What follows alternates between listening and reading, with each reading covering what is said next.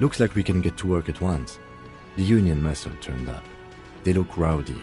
We should talk to them.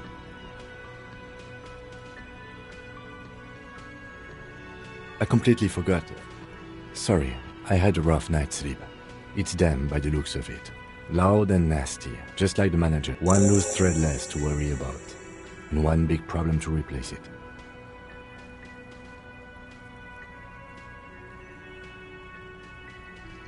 I mean ungovernable. Martinez isn't exactly enthusiastic about the RCM being here. They prefer to be policed by the union. Men who drink beer for breakfast? There's talk of an armed wing of the union called the Hardy Boys, who are responsible for state policing. I think it's them. One more thing before we do. We don't have to talk to them immediately. We can walk right past them. Good. A power move. Yeah, streetwise. Zoom right past. But aren't you curious to... They're in no hurry to leave. They think they own the place. Anyway,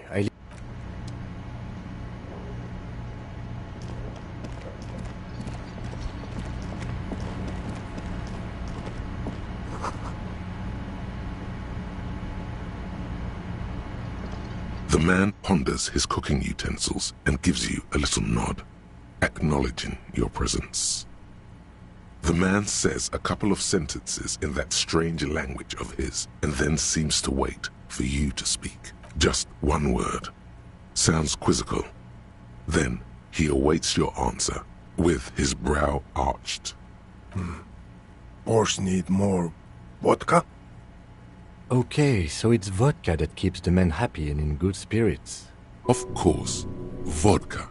Now that makes a very, very special borscht indeed. Turning it up seems like a dangerous idea, honestly. The place is a powder keg.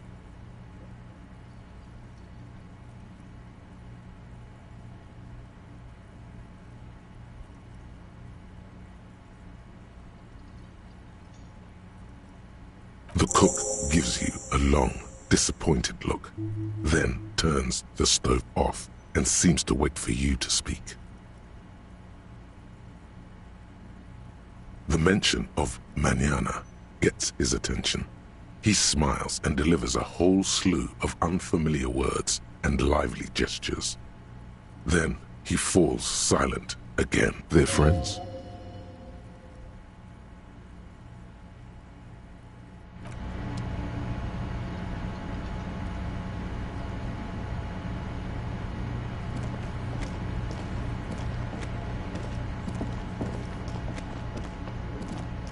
Just a moment.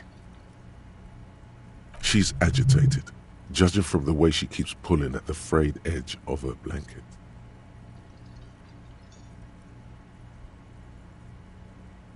And there's no public phones nearby? The closest phone booth is down the coast. Sorry for the inconvenience, ma'am. It's fine, I understand. Thank you anyway. I'm glad to see you again, dear. Please don't trouble yourself about me, sweetie. I was just hoping to make a call, but the union office probably has a phone, but I can't really get there. Or to the phone booth down the coast. And Gary's phone is dead too. The manager was vague about it. Why would he be vague about phone problems?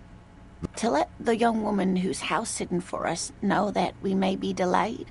Morel, my husband, and our friend Gary were supposed to get back by Monday night. But they're still missing, and I haven't heard from them. I was also hoping she'd heard from Morel.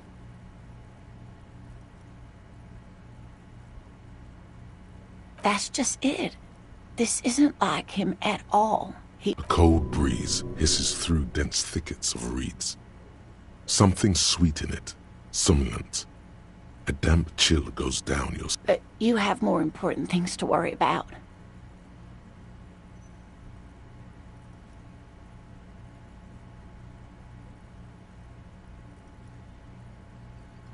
Just some field work, sweetie. Morel is a highly trained scientist. He and his assistant Gary are studying an extremely rare species of insect, but they should have returned by now. They were just going down the coast across the waterlock to set a few traps. He said they'd be back on Monday. The waterlock, that was broken. Could this be it?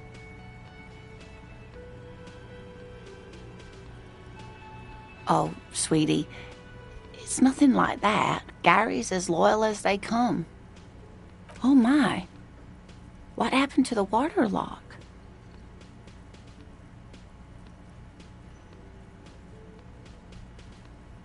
Well, whatever the cause, I'm thankful. To both of you. You've spared me another sleepless night.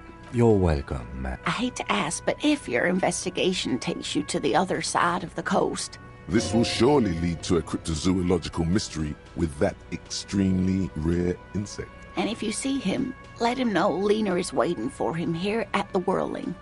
He gets so tangled up in his work that he may not know the waterlock's been repaired. And it's cold out there. Oh, you're such a dear. Thank you, sweetie. Oh dear, I'm not sure where to begin. Well, his expression is slightly grumpy, but his eyes are always bright and curious. Like It's always a challenge to describe the person you know best in the world. Oh, well, he's a bit shorter than you, but with a larger frame, and he has longish white hair, usually a bit uncombed.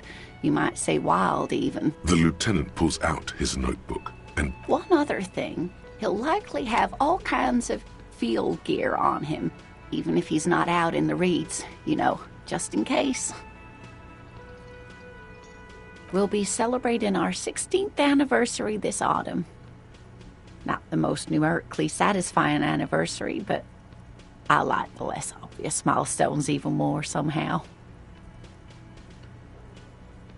Via dating agency, I'm ashamed to say. I was looking to get back into the scene after recovering from my accident. And he'd just divorced. We hit it off, and, well, here we are. She's skipping over some important parts. Perhaps you'll find out more later. I hope I've been useful.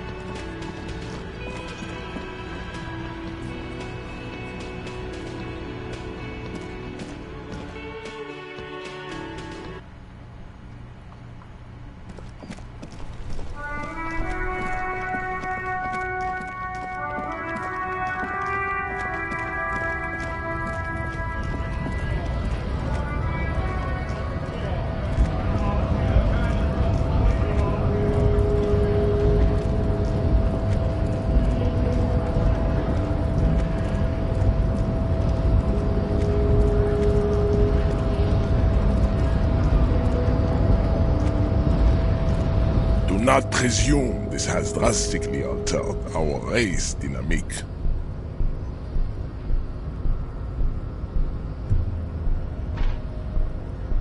True, I said nothing about our personal dynamic, so it was. You bested me in race combat to reach my superior, then had him give me an order. You're so noble, Measurehead. But while I am gone, someone must stand guard on the bridge. That someone needs to be you. Both of you. This is the uncomfortable result of not taking it on ourselves. I can live with a compromise. Listen to your little friend. He is wise in his babe. See that they stay here the whole time.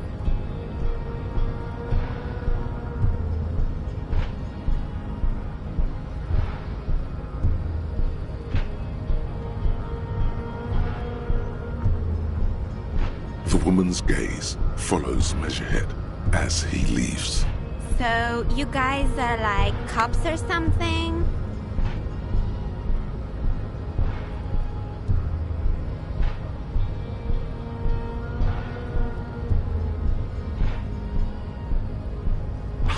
ever thought that maybe things should go to shit?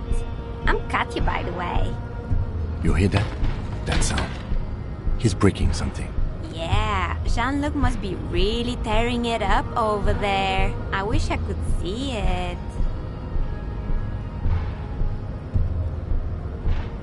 Look at you! RCM rent-a-cops! Guarding that bridge like Everott's lapdogs! Is this where it's at now? And who are you? What is your business here? Why are your clothes 4 sizes too small for you?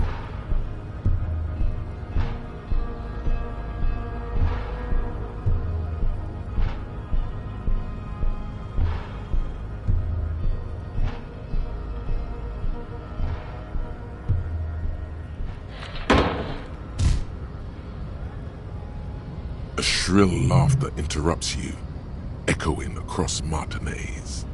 It's Kuno. The man turns to look behind him at the behemoth appearing around the corner, approaching him, walking past him.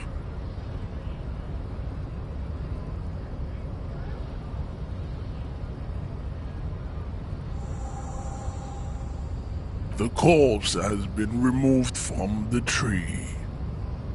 Stand down and congratulate yourself. You have sided with, and what you had to do was to become a Union man for all to see.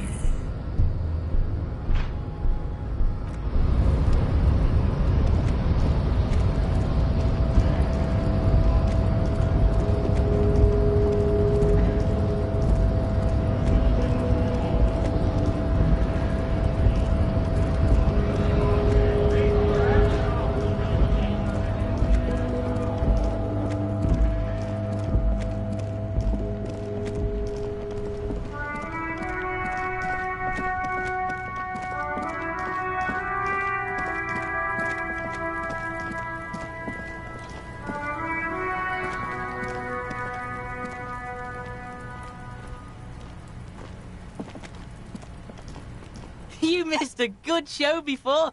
He fucked the tree up! Fucked it good! It was porno!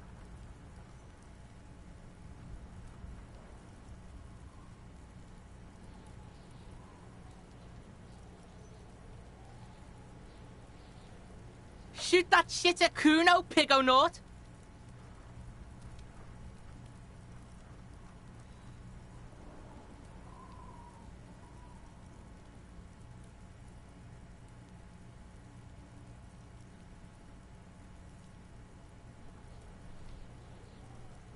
You found Kuno's secret door to Kuno's secret shack. It was closed for 5,000 years. How the fuck did you get in? Shit. Get the fuck out of here. You can't do that. You can't do that, Kuno! Pigs can't displace. Can't do that teleport shit. How did you like it in there, pig old boy? Kuno's got a lot of cool shit there, right?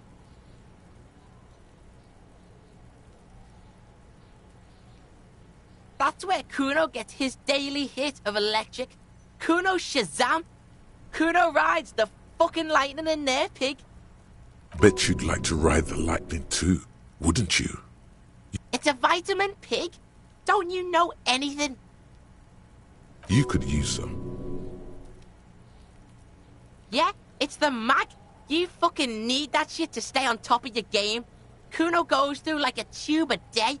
Rip. Oh, don't teach him, Kuno! He's gonna use it against you, Kuno!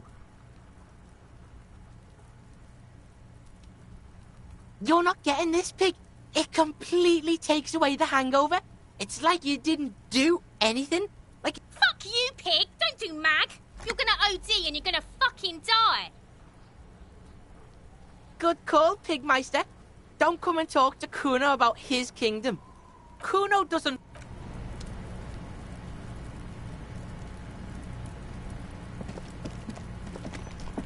The corpse lies on the ground among the remains of an absolutely demolished pinewood branch. It's gently laid on one side.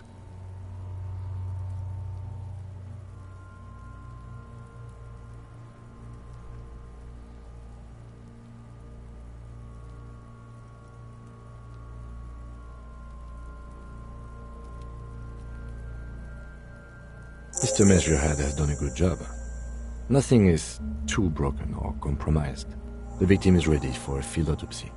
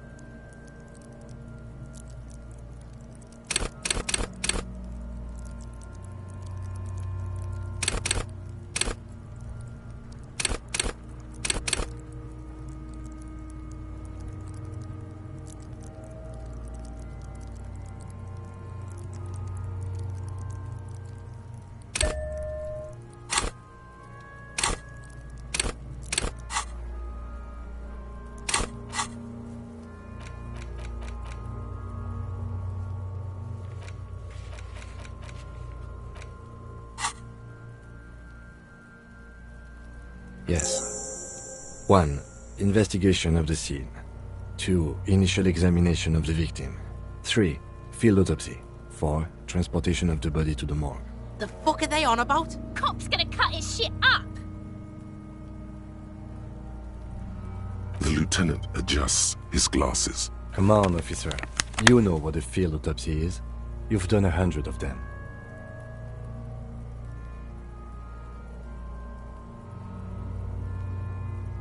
There truly is a time for everything, even for yellow gardening gloves. However, they are lacking hygienically. I suggest you get in there in limited capacity. I'll ask you when I need you to. For the most part, maybe I should handle the contact and you take notes? That's right.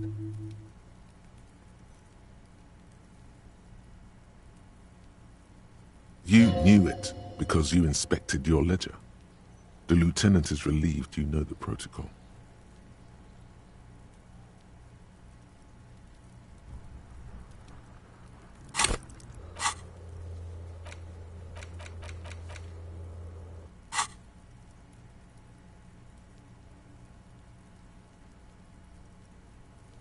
The dead man stares in silence as you crack open the ledger. The bright red paper is covered in boxes and lists, describing that above those, an 11-field info form needs filling out first. It begins with, That's you. the corpse is indifferent to your scribblings, just lies there. KK57-0803.0815. Next, NA. Next, NA. Roughly 50. Try 40. The damage is so extensive, it's better to err on the young side. He nods. Mondial. The pudgy mess of curdled meat looks neither mondial nor anything other. Fucky, fucky! Male. Pigs can have sex!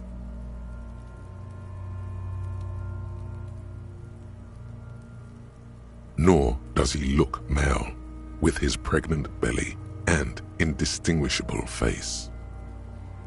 We're still going with March 4th. What else? 9. Body identified by is non-applicable. 10. Case number is the same as the coroner's case. KK57-0503. None. At least not after the initial examination.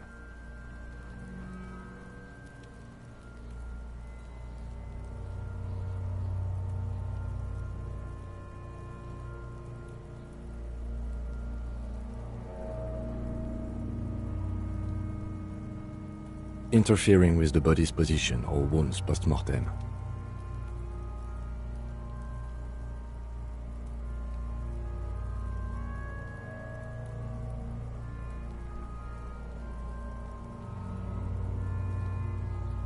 They'd have to have incapacitated and carried him over. This man was more than a match for untrained dogwalkers. Your central nervous system recognizes this gesture. It's the stations of the breath. Ecclesiastic, religious in nature, a holdout from pre-DeLorean burial rites. Somewhere in Jamrock North, a small wood shed behind Rosencrantz Row, Lieutenant Nick Feuerbach puts his hand to the chest of a small corpse, no larger than a monkey. Elsewhere yet, an obese female sits in a wicker chair, her silhouette bull-like against the window. The building is tall, 7 stories wind-wrapped in solitude. Most of the apartments are unoccupied, and so, all across Jamrock, Coal City, GRIH, 42 deceased persons found today, 42 stations of breath. We should start the post-mortem.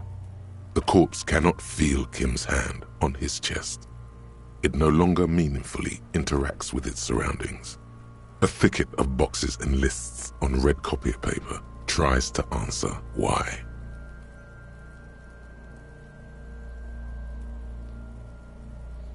Shoot, Looney Rooney.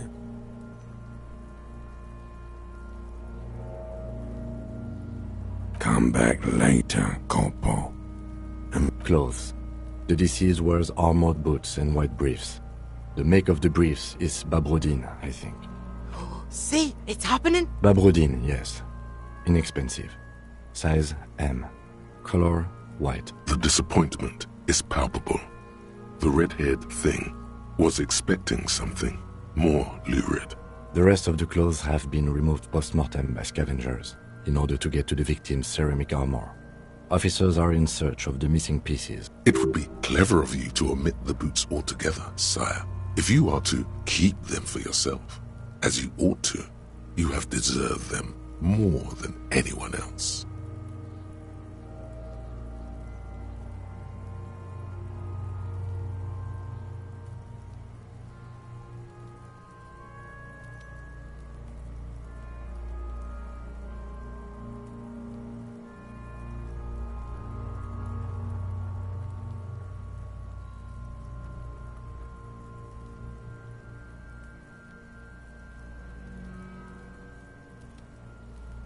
Tattoos.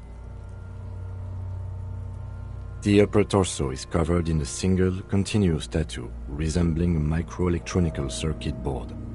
It reaches from the right shoulder. The assistant has a color photograph of the markings to be added to the case files as documented. The deceased has a belt for airlifting cargo around his neck, tied with a hangman's knot. Color yellow. Well-nourished, athletically built, measuring 1.8 meters. Generally consistent with age 42. Preservation is good. Ambient temperature below freezing. Body hair is light brown. Distribution is consistent with the age. The deceased had male pattern baldness. Hair is combed back, short.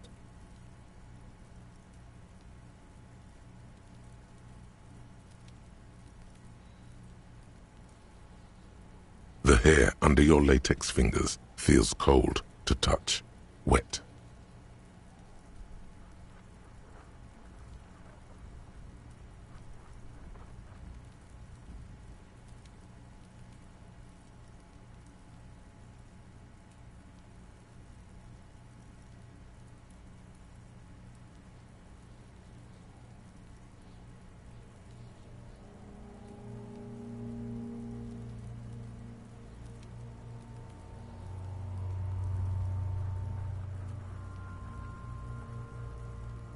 The stench is suffocating.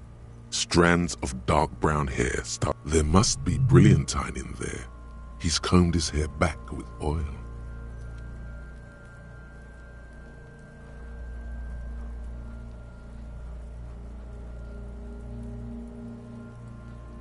Lividity is consistent with hanging.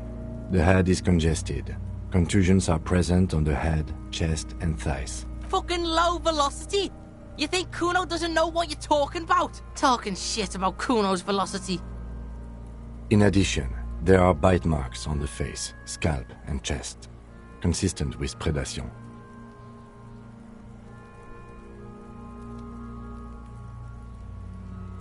Ligature mark.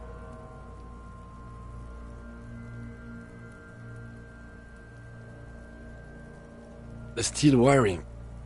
There's too much of it. We need to remove the belt so we can get to the ligature mark. You got just the right tool for that. The chain cutters.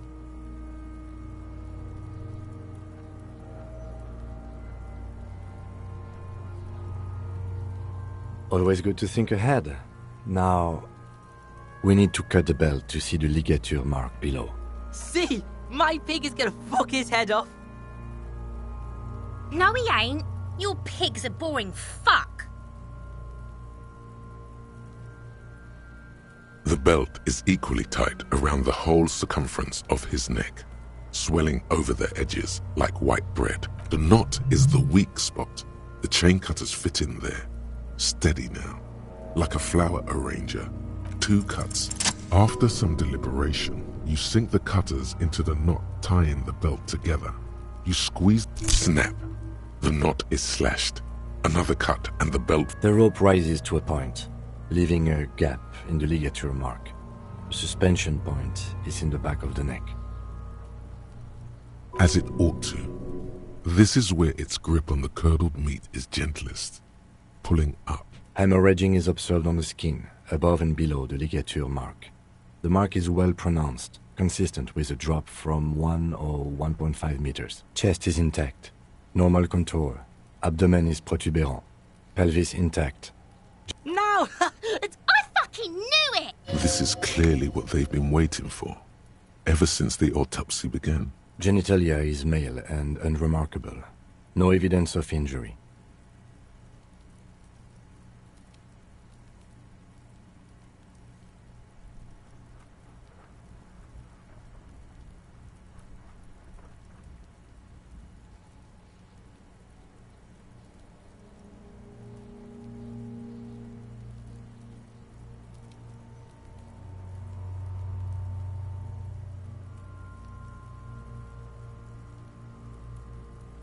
Ah yes, your hunch before.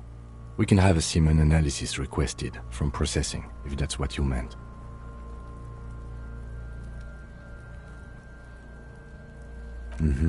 Just write down that we request an analysis. The corpse with his pants down does not have an opinion on the subject. All he has is genitals and a deathly odor. Back is symmetrical and intact. Upper and lower extremities are intact, but asymmetrical. There are combat injuries on the right hand, thigh, and hip. In addition, I see smaller, residual scars, too numerous to count, covering about 30% of his skin. From wounds sustained over 2, maybe more decades, dispersal and accumulation indicates long and active We have a real museum here. Of battles, wars. Last item, hands. His flesh is cold. Pleased to meet you. Where are you from and what's your name? I'm only fucking with you. I know where you're from. From Cappadocia. And your name is Il Corbo. I did, Kobo. I did. Reminded me of when I was just a small boy. We should do this more often. Hands are clean. No sign of injury from struggling. I was. Maybe I'm just not seeing them. Honestly, this stench is making it hard for me to think at the moment.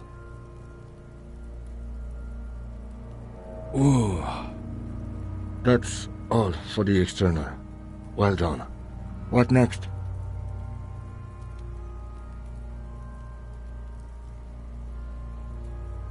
Central nervous system. I have nothing. Do you have anything on this man's central nervous system? You don't even have a joke. Musculoskeletal. Purge fluid is coming from the mouth. Not injury related. Eyes and tongue protuberant. Hyoid bone. With his eyes almost closed, the lieutenant puts his hand on the dead man's throat and begins to massage it, gently. You hear cracks as the lieutenant moves his sharp fingers inside the flesh. Yeah, jack that fucker off! The hyoid bone is fractured. The rest of the musculoskeletal system is intact. Unremarkable. Respiratory system.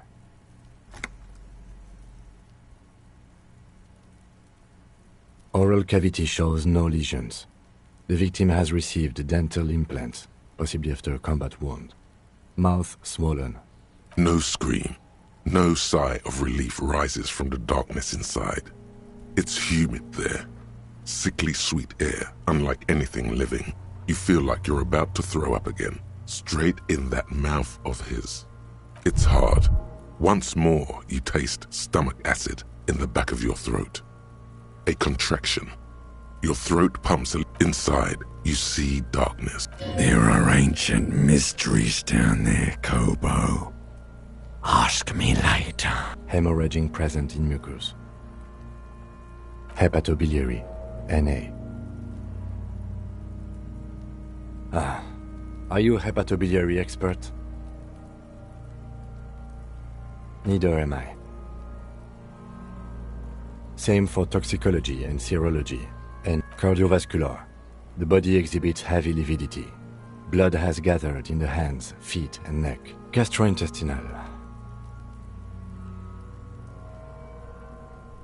Digested semi-solid food in stomach. Voila.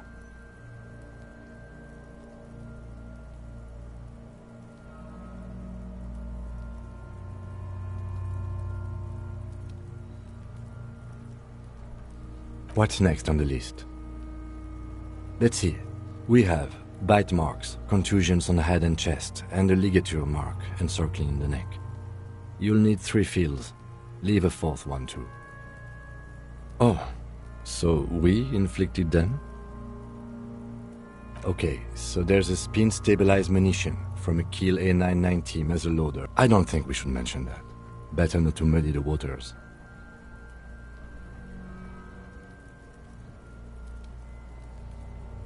See? These pigs are fucking corrupt. Why don't you fuck him if you love him so much? Now, injuries. Head, chest and scalp bite mark injuries. Predation by birds has caused damage to the body.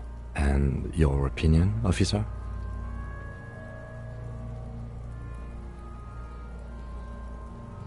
Agreed.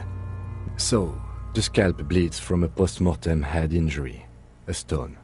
The injury does not have the rim of an early inflammatory response. At maximum velocity, fucko! Has confessed to causing it at maximum velocity. Coagulated blood sticks to his scalp and chest, where the countless stones have hit the dead man. Beneath, the description of injury. 2 boxes. Right. Next, a dark red abraded ligature mark encircling the neck, with a gap on the nape measuring, let's say, 7 centimeters. The hyoid bone is... I see hemorrhaging on the skin, above and below the ligature mark. Below the note, 2 customary boxes wait to be ticked. The man's head jerks to the side. The ring around his neck is visible.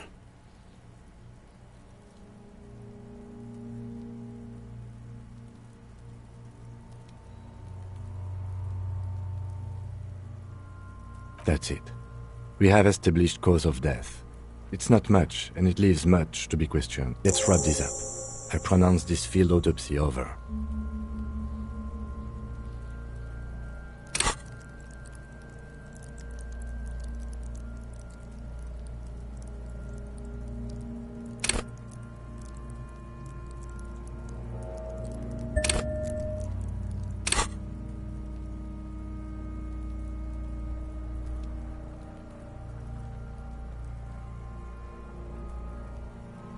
Well, we established probable cause of death.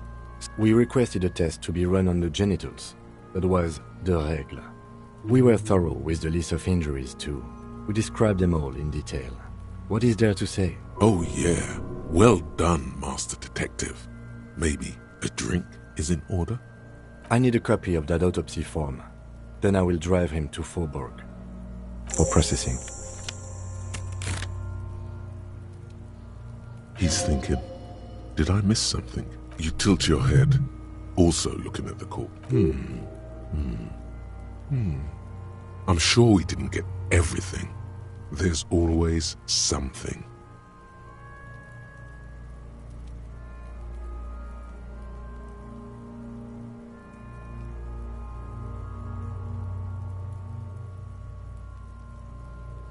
I thought we decided to leave it to processing. Let's not turn this into some kind of circus. Damn it. This is turning into some sort of mega puzzle.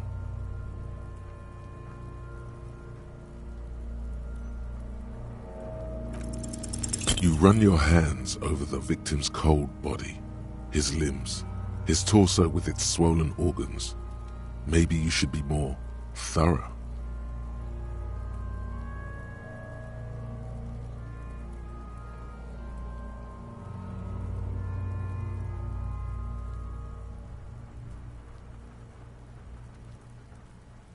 His fingernails have turned dark. They're chipped. Do you think we missed something? You can't shake the feeling that there are more secrets concealed in the flesh before you.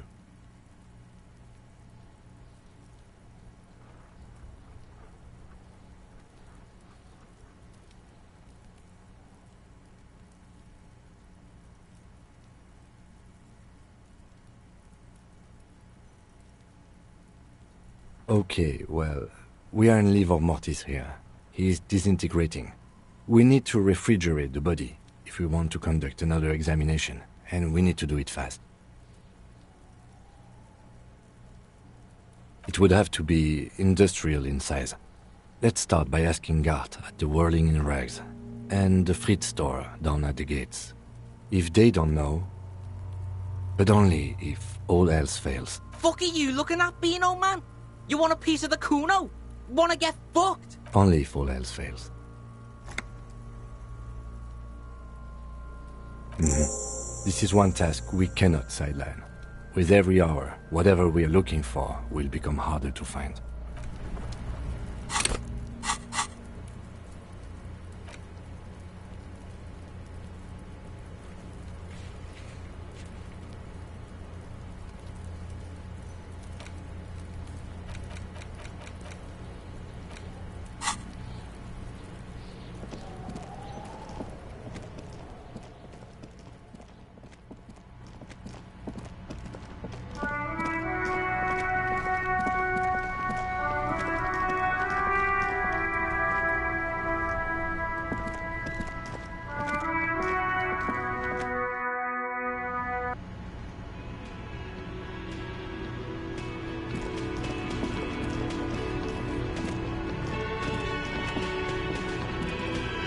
Can I help you?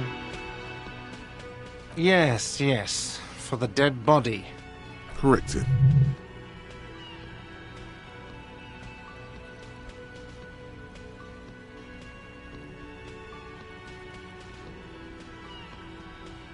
Because you haven't taken it away yet, and it must be stinking hard about now. Well, you're not putting it here, rest assured. This is a culinary establishment, not a morgue. You don't have to ask... It would only be for... Lieutenant, you too? You're asking too? No. The answer is no. Let's go talk to the Frit clerk.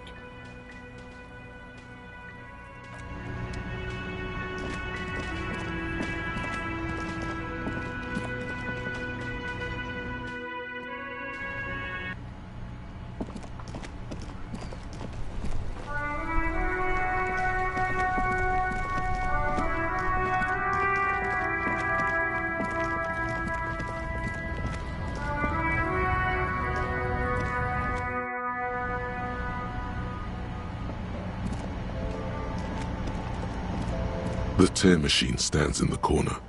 A sign says, 1 bottle.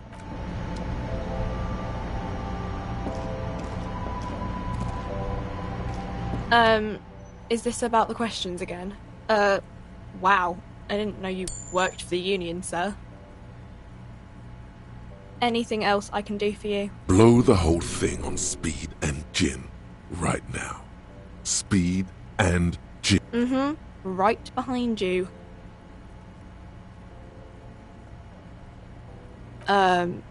You're joking, right?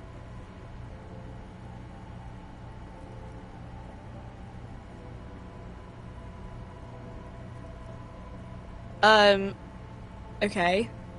It wouldn't even fit, you know. Now that I'm looking at it, maybe a glass-doored fridge in a public grocery store isn't the best option for storing a corpse.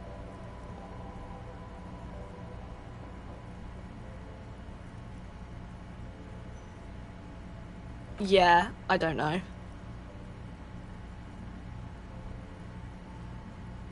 A warehouse? I don't know. Maybe. I don't really care what Frit does. She looks up from under her brow. Fine. Frit doesn't have a warehouse. Just a little back room here. Okay?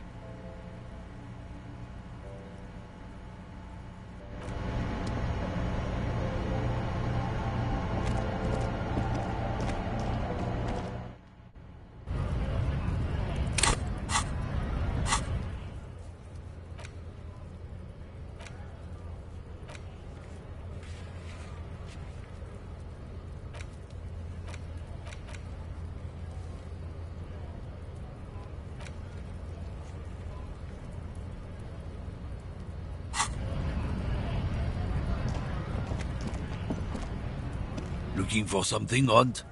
Come to tell me to fuck off again? Men like this only respect 2 things. Strength and fear. Time to turn up the volume. Fuck you, I told you. I'm... There. His voice grows smaller as yours.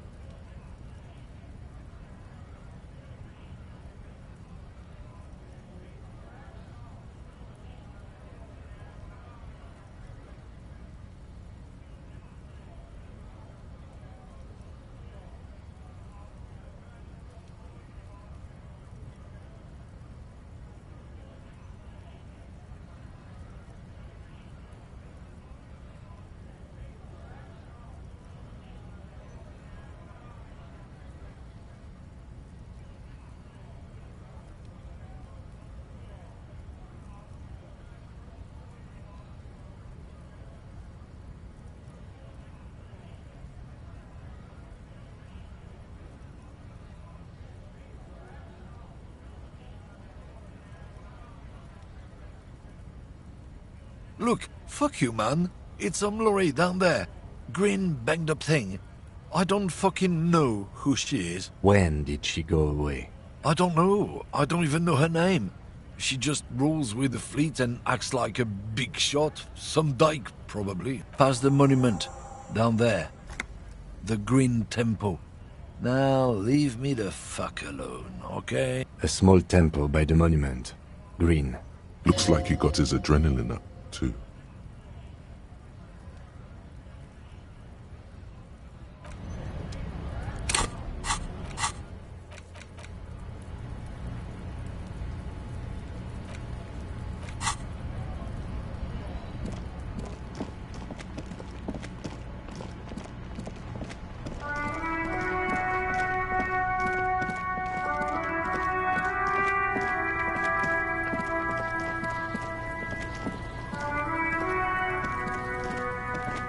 Does Kuno care?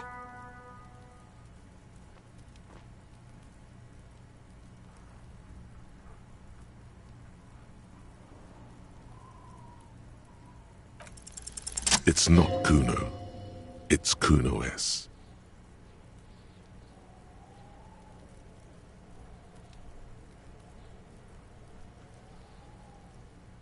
Kuno S is by far the worst of the two. Kuno has no problem being near you, but the other hides behind the fence. She came up with that psychopathic scheme of screaming for help before. Kuno just wanted to talk to you about his name. All in all, Kuno respects madness. You cannot hope to outdo her on that front. You must win yourself a few minutes with him alone. Fuck you whispering about? He's whispering too. He's going with it. But watch what happens. Fuck you, whispering about! If Kuno wants to whisper, he's gonna fucking whisper, okay? Let's whisper, pig. This is it. You've got him. But be careful. You can still fuck this up. Don't make Kuno look bad in this.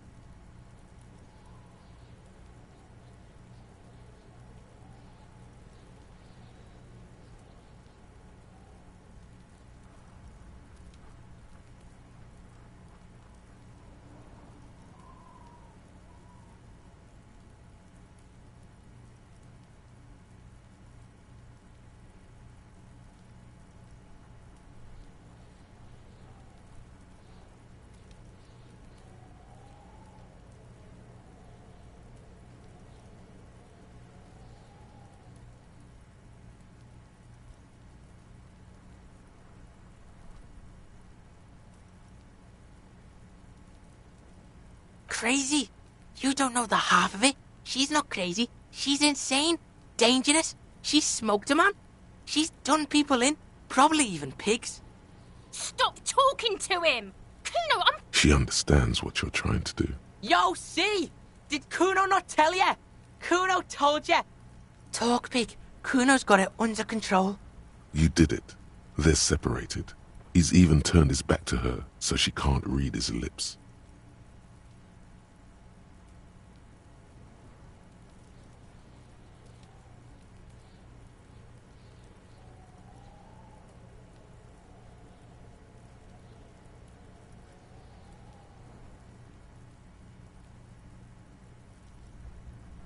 Yeah, she would have liked to fuck him up, but she didn't. Kuno wasn't around. Look, Kuno's gonna put you at ease. We didn't do it. He speaks the truth, my liege.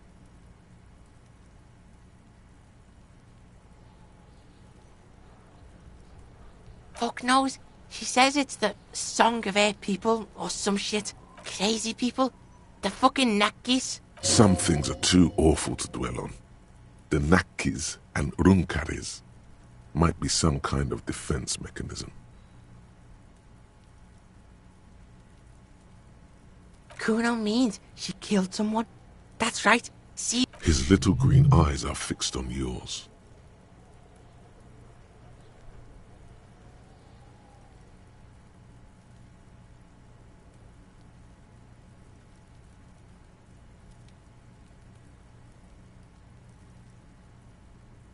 Fucking yeah. Kuno knows you don't want to face this right now. This dark shit. Kuno faces this shit every day. She's probably killed a pig too. I mean, I'm pretty sure she has. Forget Kuno said that. Kuno was just shitting. Kuno was just running his mouth. Kuno's stupid. The creature peers at you both from over the fence. Fear.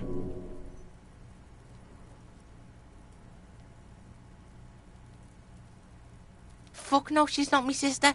She's just a stray who got in. Yeah, she was just there. What was that, Kuno?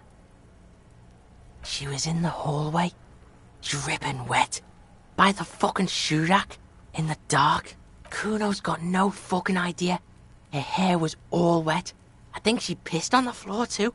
She was there for 3 days, in the corner, every time Kuno went out. I dunno, someone left the door open. Kuno comes home and she's sleeping under the desk, under a pile of clothes, like a dog. Kuno's dad doesn't give a shit. Doesn't even see her there, or thinks it's fucking Kuno. Shit's all on Kuno.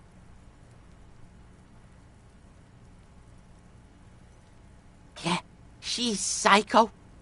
None of that kiddie psycho, cat burning shit. She does the real deal. Snuff radio shit. Believe me, pig, you don't want to know. How's Kuno dealing? Kuno's dealing just fine. He doesn't need... Kuno's got this shit under control.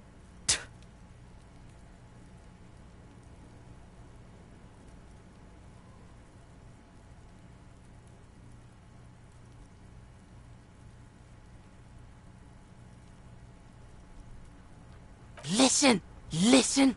C is Kuno's go-to. Kuno's protecting her. You fuck with C, you fuck with Kuno. You threaten her. You threaten to take her away. This is what it all comes down to. He needs you to take him seriously now. I'm going to kill you. I'll run when you put the cuffs on her, sneak up on you later, and fuck you up. You understand? He may not be able to do it, but he will try. Right now, he believes he will.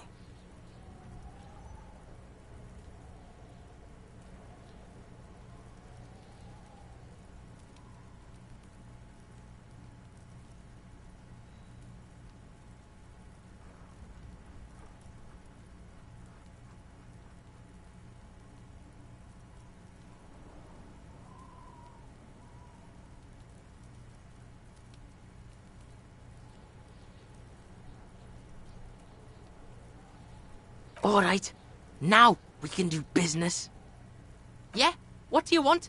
Kuno can hook you up with... Oh, don't hook him up with shit, Kuno! See, relax. He respects the Kuno. Kuno made him respect the Kuno. You respect the Kuno, you get all kinds of shit.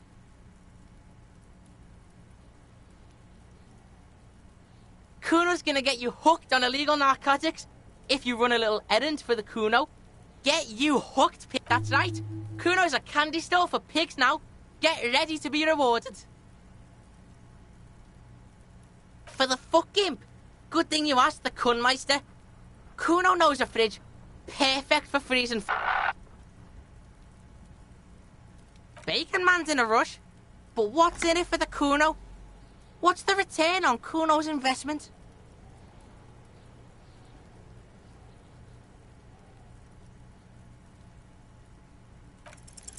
By killing in his territory, someone has openly challenged Kuno. It's in his best interest to put them in their place.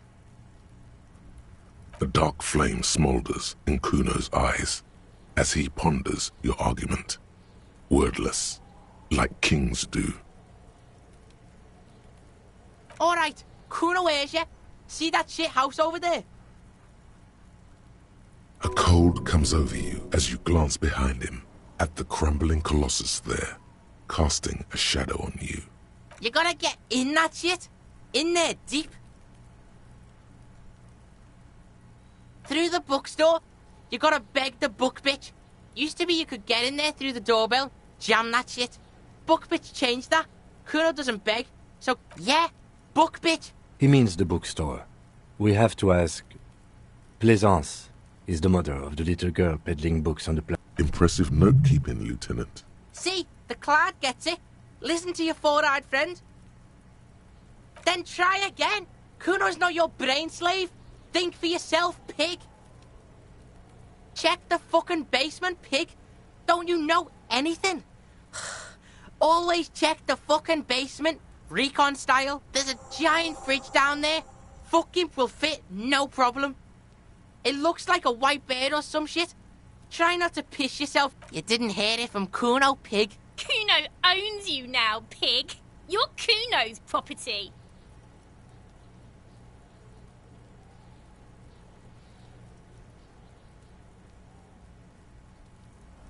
Kuno doesn't fucking care.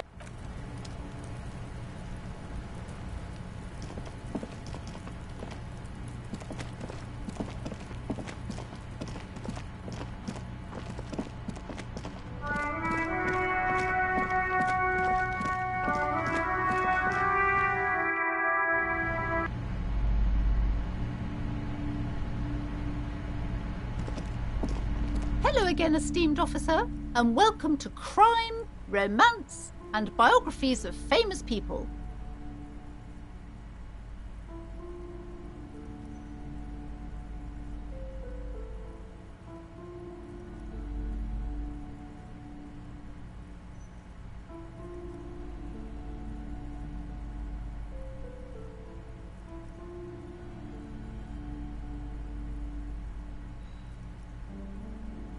A fridge? No, I don't know anything about a fridge. Aren't you interested in... For whatever reason, she's lying to you about the fridge. Seems like you have to find your own way to the cellar.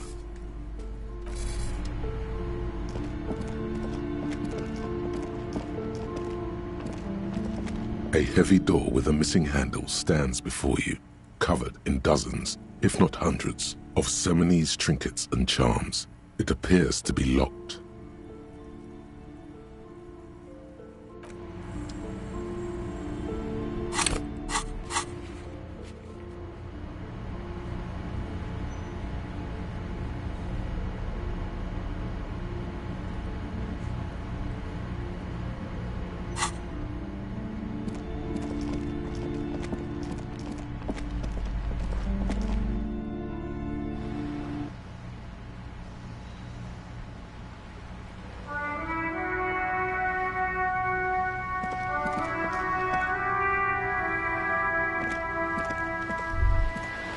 Yes? Hello? Me? No one. I'm just a working class woman. She doesn't really want to be disturbed that much. If she's such a working class woman, why isn't she working? This was a tremendously useful interlude.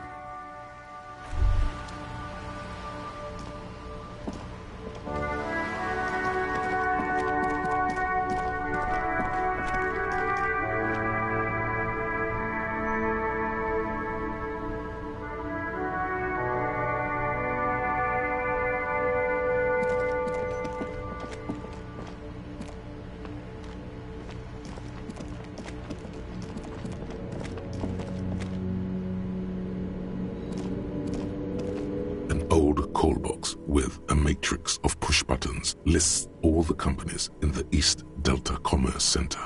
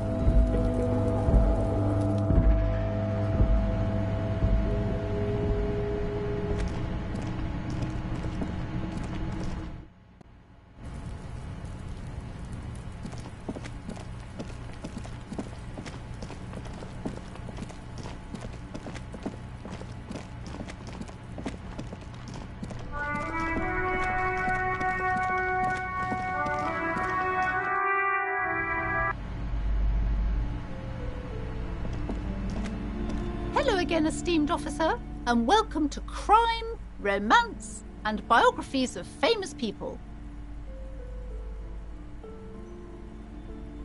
Cursed? Doesn't feel like it's thriving. Feels ghostly. Goodness, you were already doing good, browsing the shelves. Why do you... Everything is on the shelves. Take a look yourself. The shelves compel you, don't... She smiles and nods, seemingly relieved. Oh yes, how's my precious doing? She's a good girl. The woman before you scans...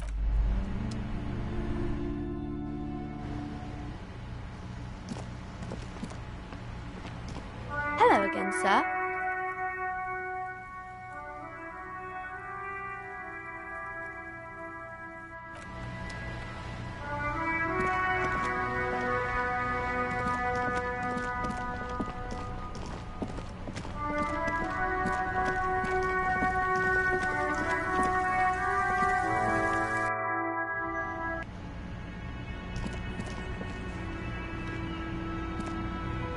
Yes?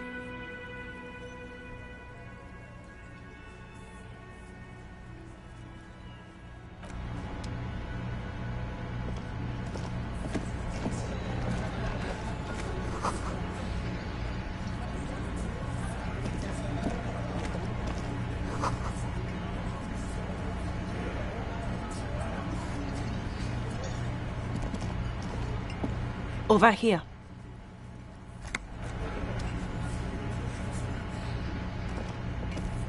Let me handle this. You seem a little different today. You are far from home, Lieutenant. This isn't a district known for its love of self-proclaimed militiamen.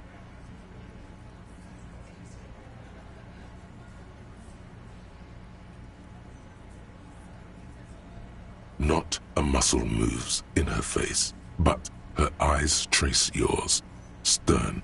You are looking for Titus Hardy, who you think has information on a murder the RCM is investigating. You want to... That's Titus. Talk to him. But know this. I'll be keeping an eye on you. No strong-arming. Nothing official. The District of Martinez... It doesn't matter if you recognize our authority. She says nothing. Her glare speaks for her.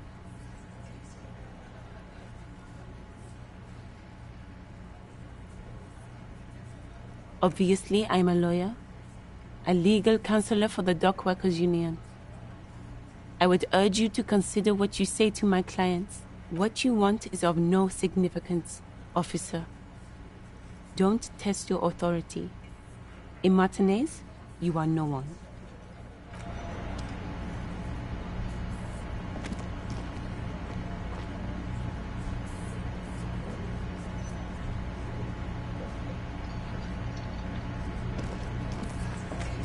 This is where you say your bid.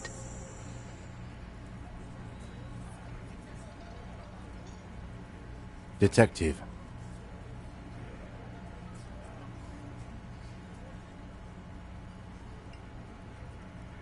Oh, this is about him. You sure took your time, huh? Waited for him to get real ripe and pretty for you. Oh, he was a real pretty boy. Hanging up there, letting... I can't for the life of me understand why you did it. I mean, I would've... You might want to start asking your questions now. It's not going to get better than this. Do a head count first. Connect these men to the tracks you saw in the yard. Starting from the right. Boot size 44. Sitting on his right. Standard across at the other table. Hobnailed working boot. And then standard working boot. Steel reinforced toes. Size 46. The emblem on his vest says Rowing Club. A little patch below it reads T. Hardy in the far corner. Standard working boot. Steel reinforced toes. Size 44. 40-something.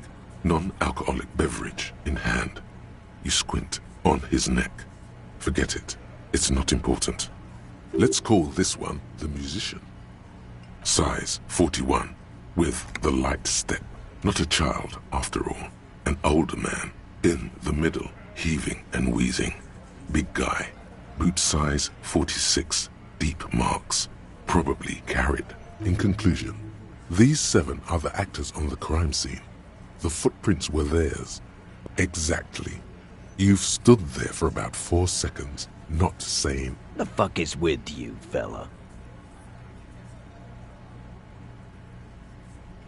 What are you talking about, madman? There's no 8th Hardy Boy this... Or what? You want to be the 8th Hardy Boy? Actually, boss, we've been talking and we think she could maybe... She? So there's an 8th Hardy, and it's a Hardy girl? Shut the fuck up, Glenn! I do the talking here. So let me get this straight. There is an 8th Hardy Boy. It's a That's right. We're not talking about this. This is a private Hardy. You're not cops here. Don't go digging around if you don't want a bullet. Good. We are all watching each other. There's no point in pushing it further, he thinks. This is already a victory. We'll learn more about this 8th Hardy sooner or later.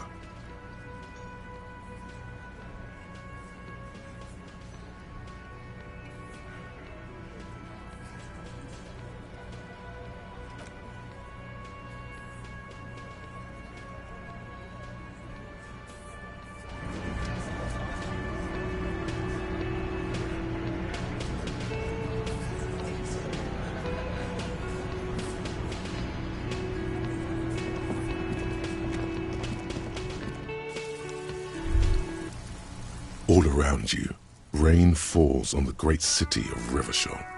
The spring thaw must be here. The snow is melting.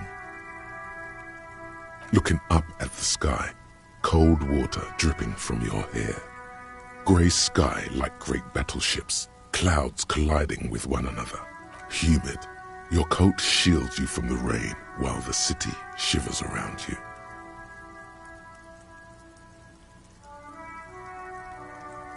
Sheets of rain over the water, a flight of stairs leading into the ocean. Wave after wave washing the coast of Martinaise.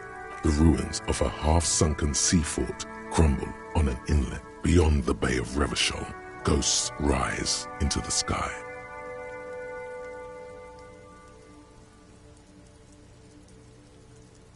The skyscrapers of La Delta, the financial district. Will you ever go there?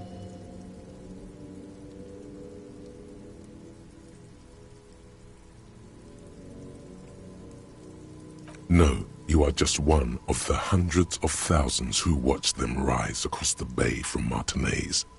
Your hair is an oily mess flecked with ash from neighboring coal plants.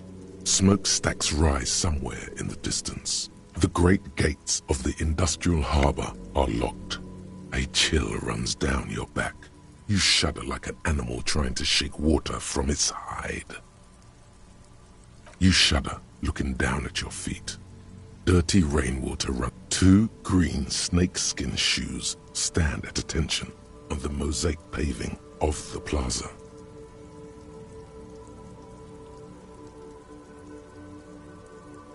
Collapsed storm drains, old sewage systems flooded with rainwater, Capeside apartments. Tower blocks crowd one another. 4.46mm bullets still lodged in their war-torn stone wall. Hallways collapse from the mortar hits of a war that was lost long ago. A yard. Rain falls onto the roof of a woodshed. A traffic jam.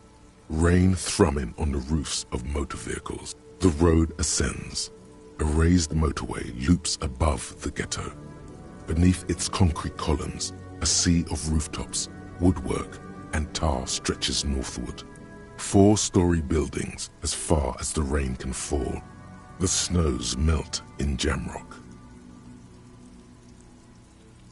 To be in Martinaise, where no one goes, at the runoff point of a long-forgotten canal, in the whitest part of town, in the shadow of the day the revolution fell, standing in the rain, looking north, where Jamrock Rock City stretches inland. In the rain-swept distance, above the rooftops of Jamrock, a repurposed silk mill stands perched above the motorway exit. Precinct 41 hunches in the rain. Your vision blurs. You wipe your face with your hand. Coalition-era statics hang like apparitions under the cloud cover. This rain will not let up anytime soon. At least we are dressed for it. Let's keep moving.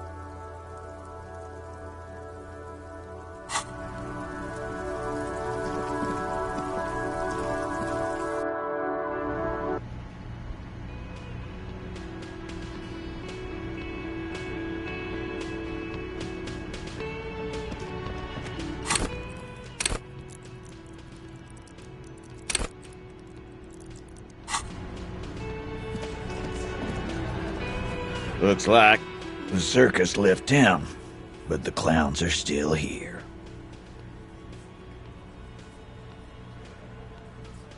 The pretty boy. You guys... Funny.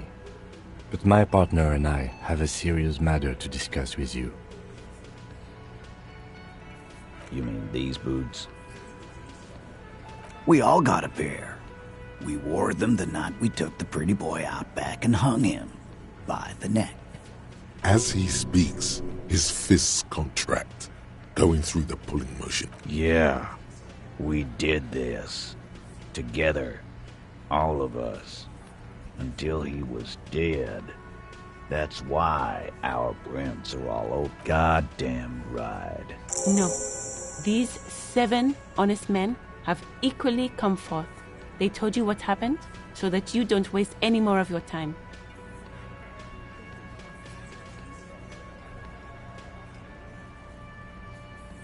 You don't have to answer any of his questions. I know, Lizzie. Relax. We killed him last Sunday night. Seemed like a good way to end the week. Known him? We don't associate. Yeah! Quiet.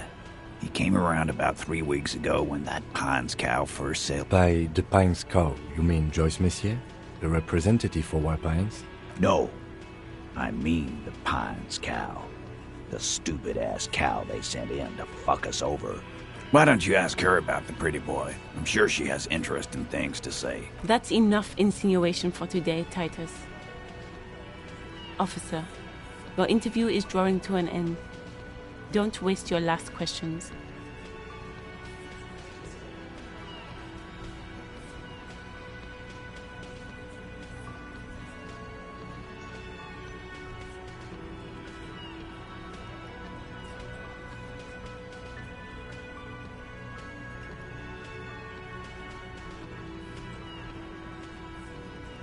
Why? 'Cause he was worthless mercenary scum. And he stepped out alive in my town. And he stepped out alive. What kind of mercenary?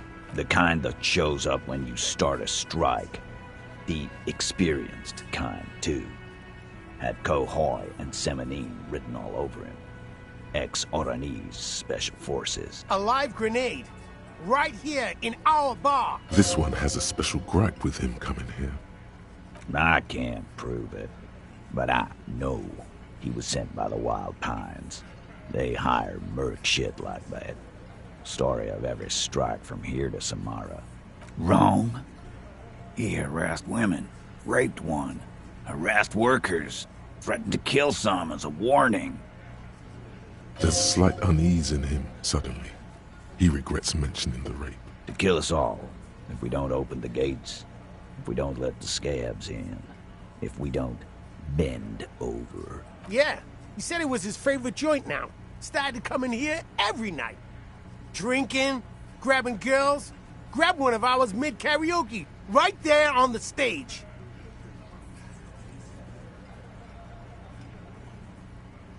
He grabbed someone? Yeah. This girl's on the mic. A beautiful girl. Young.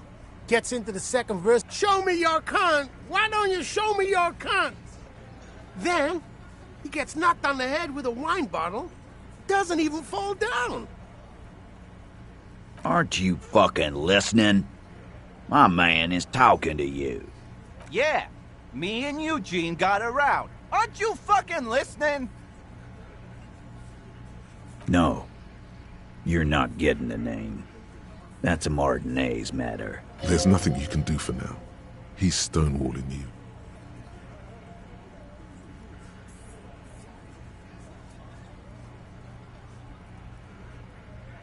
Are you deaf? There will be no singling anyone out. You can't. Do you think you could do that? Do you think you could arrest them all?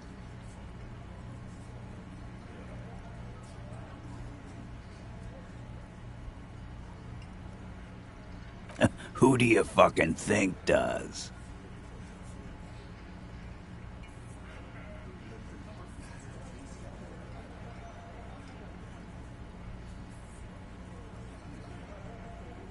It wasn't a question, dickwad. This asshole is worse than... I think you got your answer. Yes, there are some administrative differences. But on that night, they all acted as one man. We hanged him up by his neck. Didn't they teach you anything? The autopsy showed there were no ligature marks. His hands were not tied. Can you explain that? Look, I'm not gonna play 20 questions with you, capo. I'll see. Yeah, I knocked him out. Came up behind him and clapped him in the back of the head. He went down like a sack of sand. That's right, lawman. And then we hanged the fuck. Titus is solid as a rock, and so are a few others. But Elaine, who looks like he might be Titus's right-hand man, the least antsy of the bunch, definitely not his first time being questioned by the police.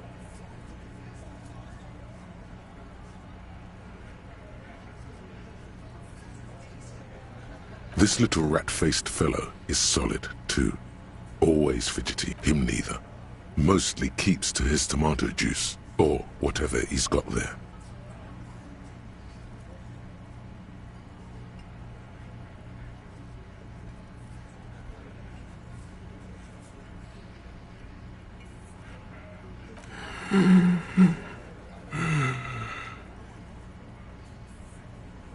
My fucking elbow, Copper. Samaran boxing style.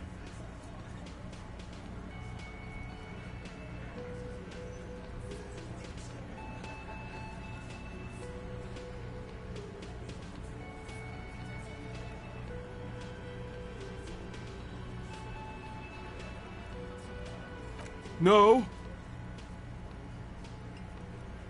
Of course he's having trouble breathing. Just look at how fucking fat he is. Fuck off, Shanky. Angus is a powerful guy. Keep your eye on this powerful guy. Sooner or later, he's going to break like a piece of twig. Right fucking here. Eugene already told you that the fuck had started coming to our bar. Yeah, man. Weren't you listening? And fuck you, too, Copper. Picking on Angus like this. We're done with this school. His all-muscle comment wasn't sarcastic. This one is a stone wall. You won't get more out of them about the night of the moon. Like what, Copper? How many people have you sent to the Shays? Ever felt remorse for them? Or send them to Reunion to rot. For 20 years. For life.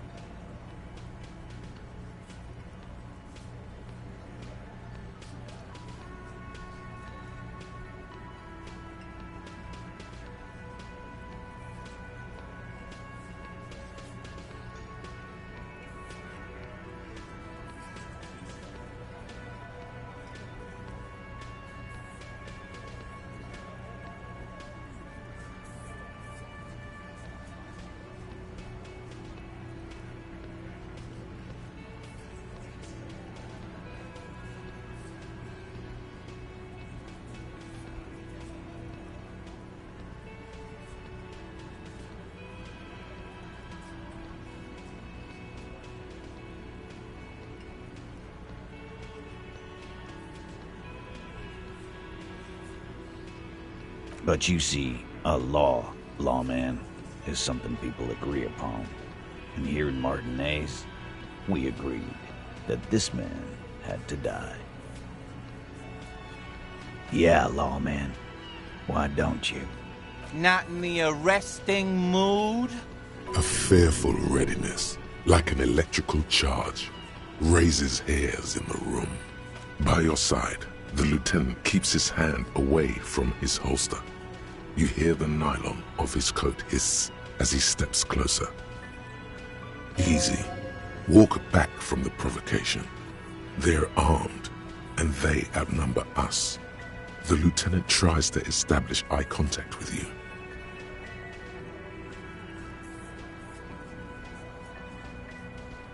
Wise move. You made the right choice there. Nothing. Your investigation here is done. Leave Martinez, go back to your stations where you belong.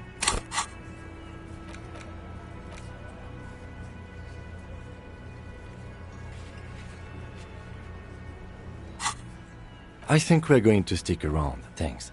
Some things don't add up here, Titus. I've done this job for long enough to know that people don't just confess to first-degree murder. Good luck with that. You've heard everything a rent-a-cop is gonna hear from us. Real law officials. You're lucky you didn't get a beating.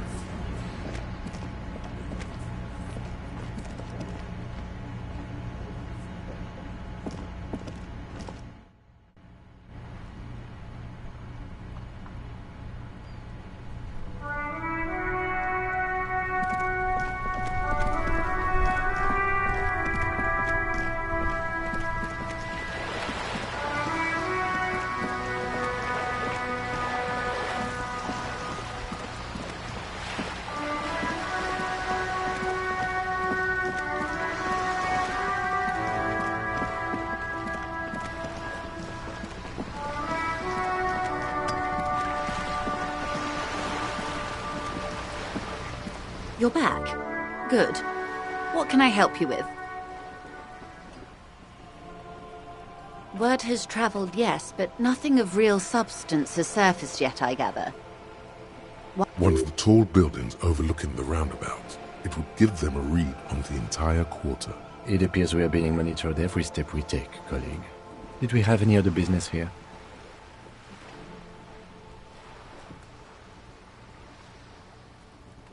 You have? Finally, time to choose sides.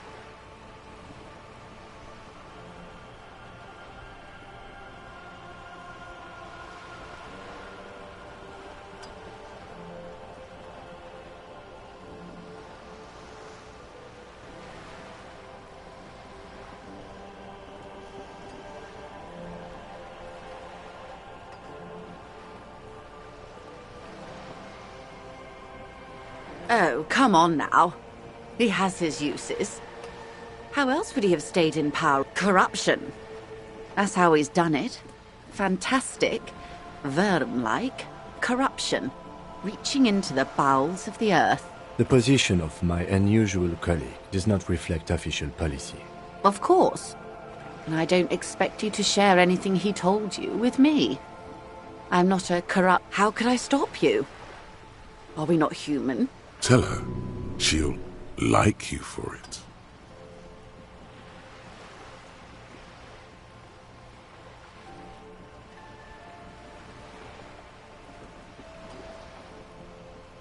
Of course, Detective. Until then, is there anything I can help you with?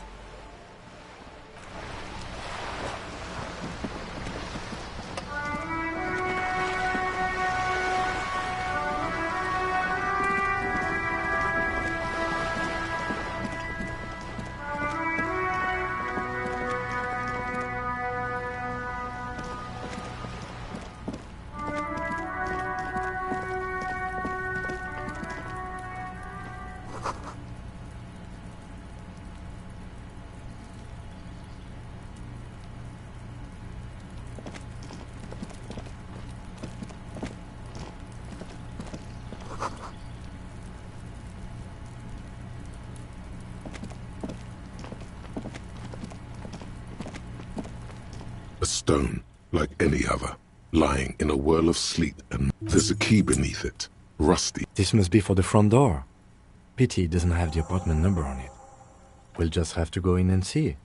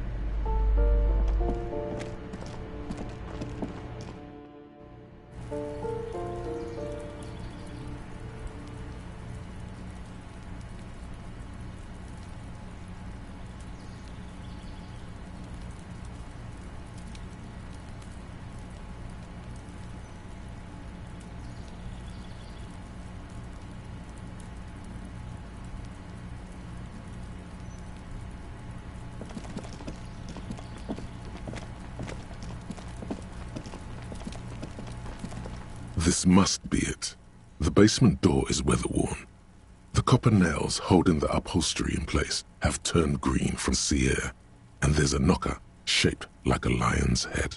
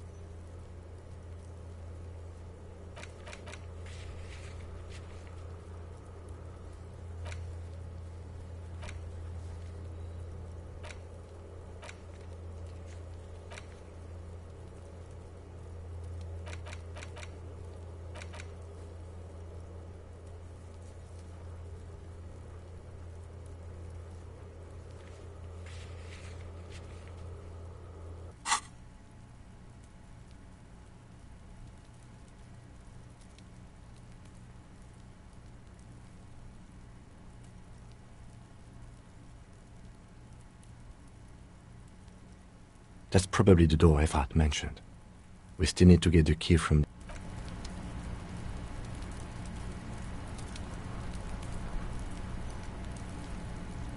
This must be it. That's probably...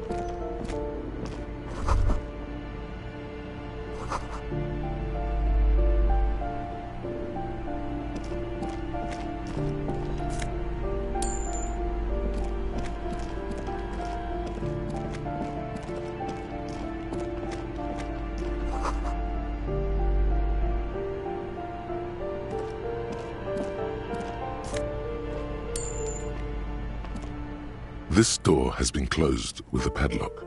A chalk-drawn number on the board says, number 11. It's a solid lump of metal, but the shackle is deeply corroded. A solid pair. Better whip out those cutters. You won't get very far otherwise. No reply.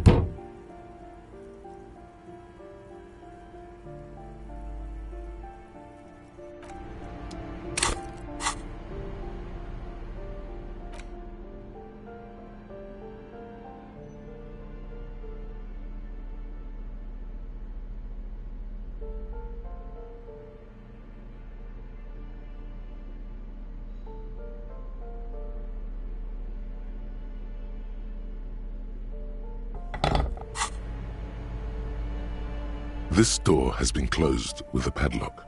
A chalk-drawn, the shackle snaps like a twig, and the lock falls to the floor with... After you, detective.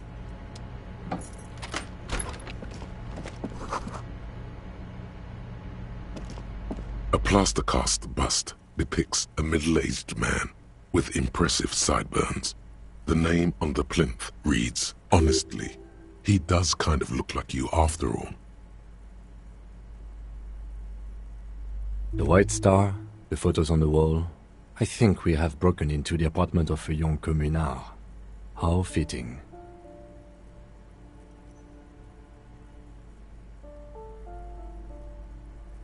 He was definitely controversial. The tenant here seems to like him.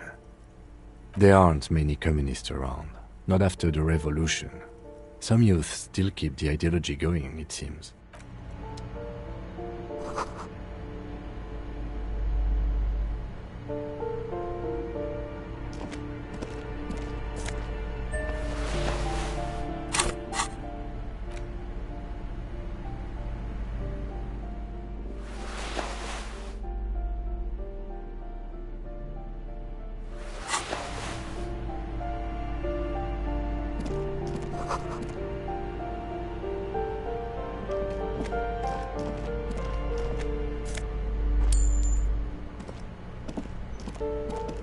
You hear someone walking around inside, rearranging the furniture. The walking stops abruptly. You can feel tension on the other side. A poor communard, from the looks of it. The room is barely bigger than a closet. Do I have to open the door? Do you have a warrant? I'm not obligated. Let's go. We don't have a reason to get inside that apartment.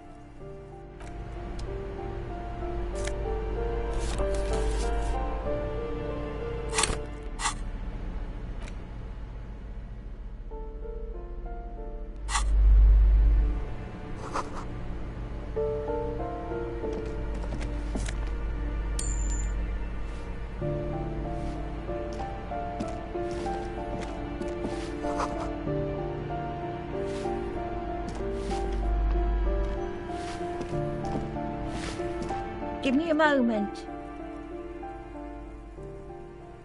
The cold never does any good for my bronchitis.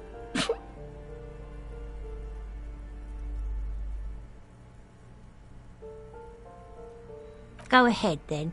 What do you want to know, policeman? She's the cleaning lady. She knows the floor plan and the residence. Oh, you'll find plenty of Martins here. Don't you worry.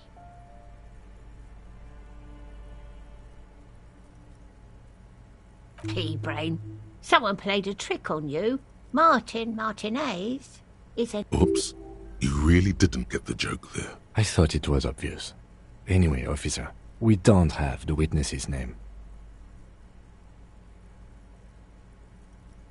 Yes. I know who you mean. The scrawny boy who's always smoking like the devil. Somewhere in the building, a child starts crying. You hear a radio tuned to a talk show. What's he in trouble for?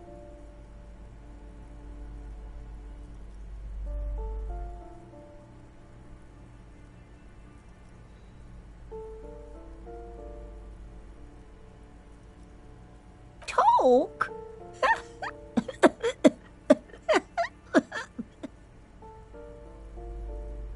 He lives upstairs in room 28. Go to the balcony. Thank you. We should go check out his apartment on the balcony. See if he's home. Ask away, policeman. People come and go. I don't keep an eye on everyone. No one lives there. It's been empty for months. Impossible. I would know if someone had moved in there. Maybe it's those countercultural people again. Breaking into a house like it's a public space. Great. Young people.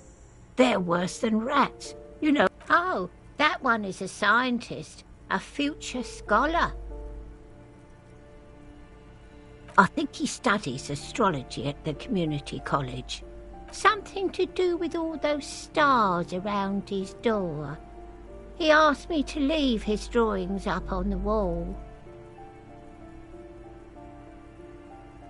The symbol of what now?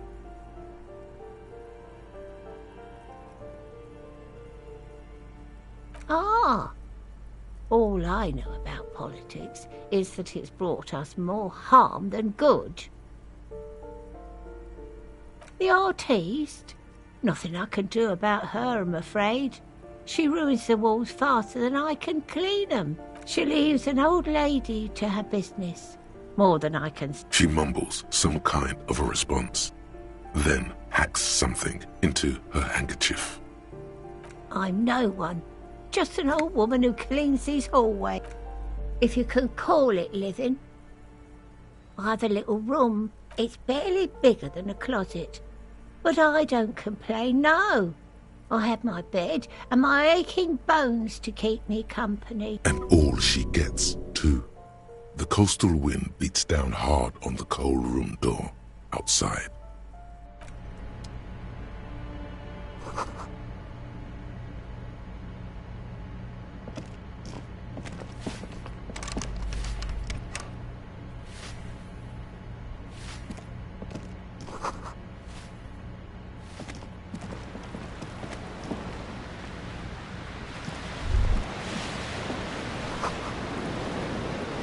A shift in temperature. The air chills around you. Dust settles on the stony floor. A former architect stands before a slice of window, a room plan in her hand. A cold wave has made the air in the building stand still and frozen, with temperatures falling down to -20 degrees Celsius. It's red from the cold. She's breathing on her fingers, clasping the plan. Faint pencil lines on paper depict the same place, but a missing eastern wall connects the room with the neighboring apartment. It's clean and empty, with new tapestry embellishing the walls. A standard HB graphite pencil has fallen off a three-legged stool in the middle of the room.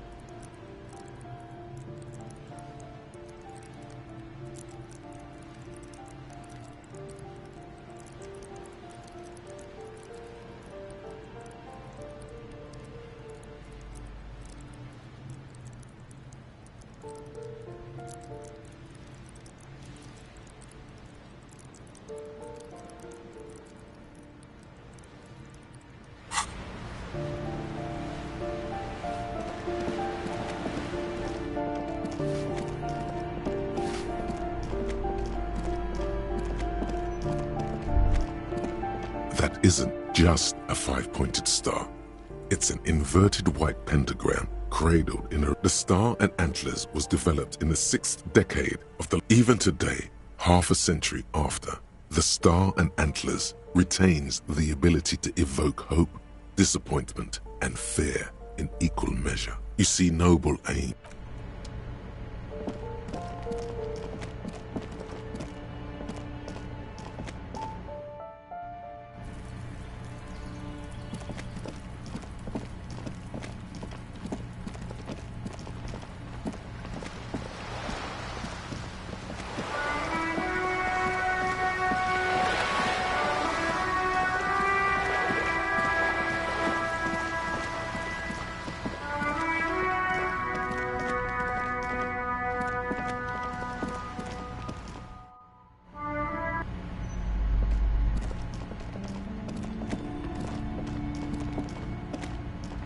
A heavy door with a missing handle stands before you, covered in dozens, if not hundreds, of Seminese trinkets and charms. It appears to be locked.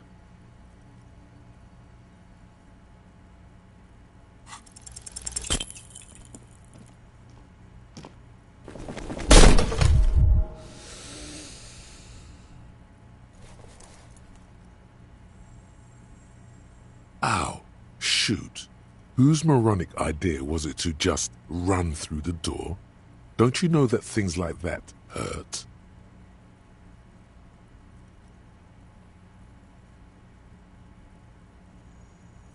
Are you alright? What is going on? I warn you! It barely looks like you've done any damage to the door, however.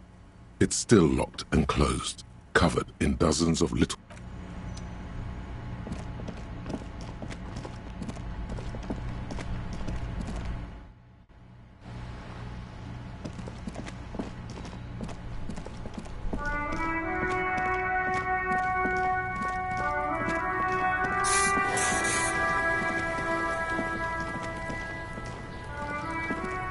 The man is the lieutenant adjusts his glasses and takes a deep breath.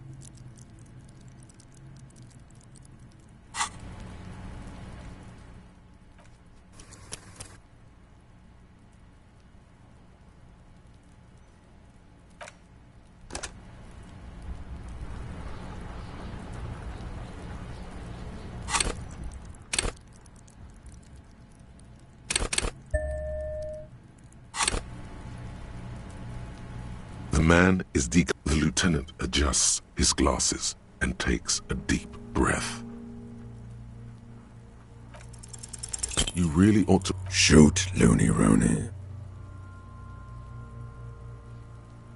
Oh yes, Kobo mi Lobo. In the gift horse's mouth, just a small gulp away. My beloved Kobo, come back later, Kobo. Amuse yourself with my frank manners and my memento mori features. If possible, also, see me in... You really ought to wait until the cadaver is refrigerated. Digging around in this mess now is proving hopelessly difficult.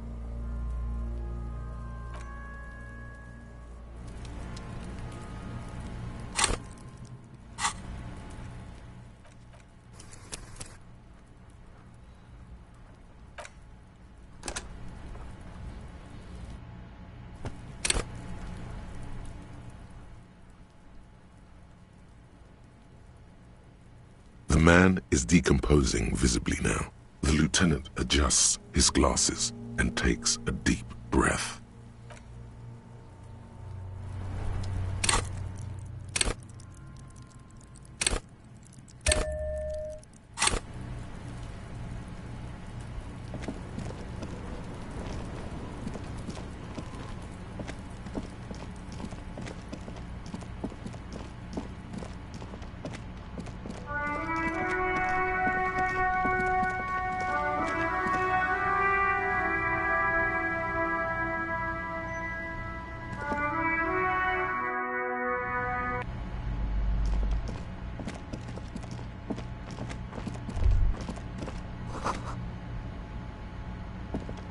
A heavy door with a missing handle stands before you, covered in dozens, if not hundreds, of Seminese trinkets and charms.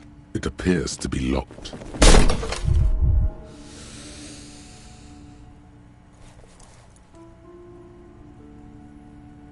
Ow.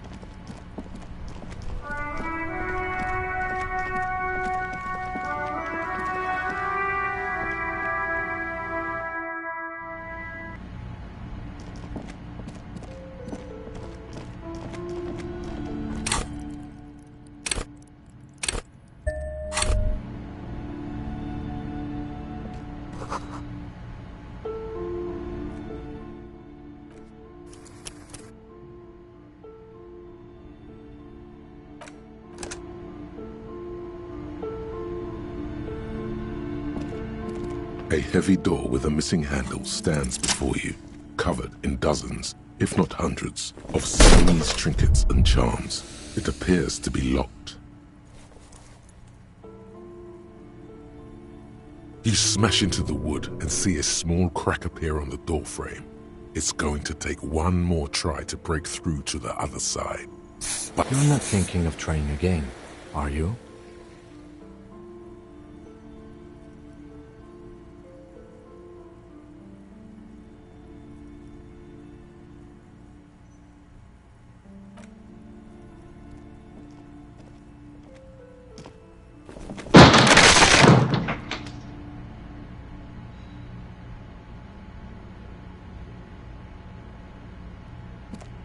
What is this place?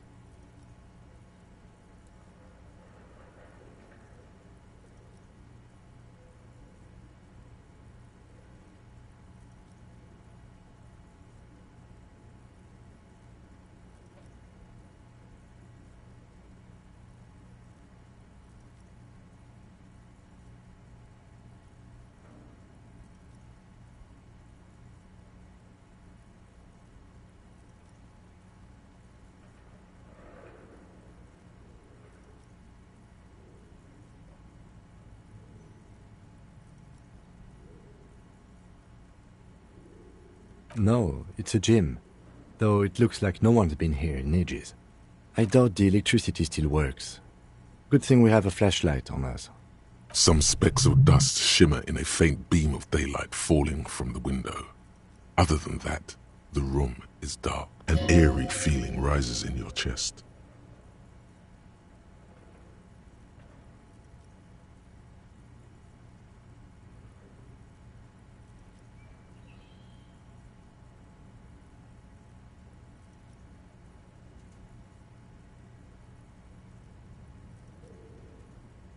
Yes, because it's closed.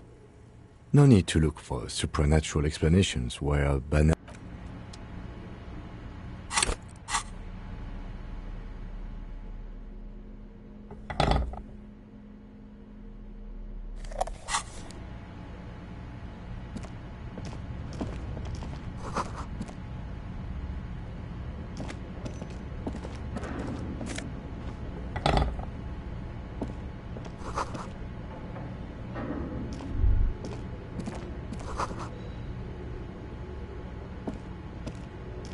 A barbell lies on the floor. The color has worn off its weight plates. It's 60 kilograms. Your triceps hum at the sight of these weights. There are no collars on the barbell. Why does it feel so familiar?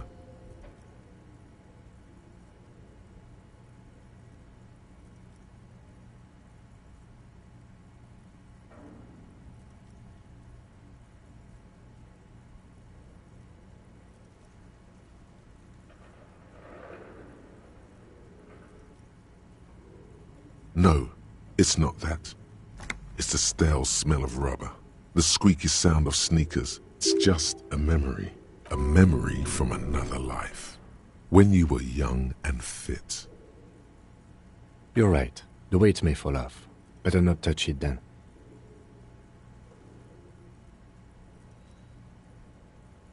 It would be a violation of EPIS safety regulations if the gym was still operating, but it isn't. No one's supposed to come here anymore.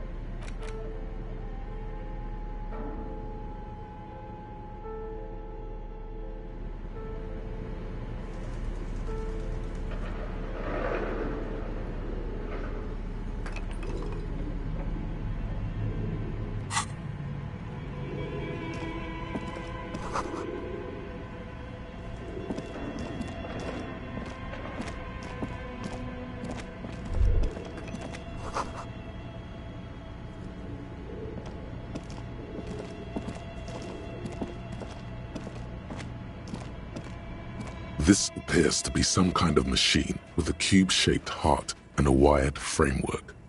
A radio computer. Just sitting here without anyone inside. But we are looking for a fridge. And on the other hand, it's not that I'm not interested. This is the Ream Civic radio computer, model RC5120. Equipped with a Feld mainframe and a Ream-compatible, the machine lights up like some prehistoric animal stirring from its slumber, revealing fluorescent play and print keys. It's empty like a beehive. The filament you have would fit perfectly inside the compartment. Like a smooth draw, the filament slides into place. On the keyboard, the play key starts blinking. A bar of fabric right above the keyboard starts producing a soft hum. Oh no. It was already glowing and now it's also making a sound. The static gets louder, slowly filling up the abandoned hall, until a voice speaks out. Good morning. Fortress accident en rue de Saint-Ghislaine. This is East Insulindian Repeat Station 1. Please repeat. Is this the production schedule?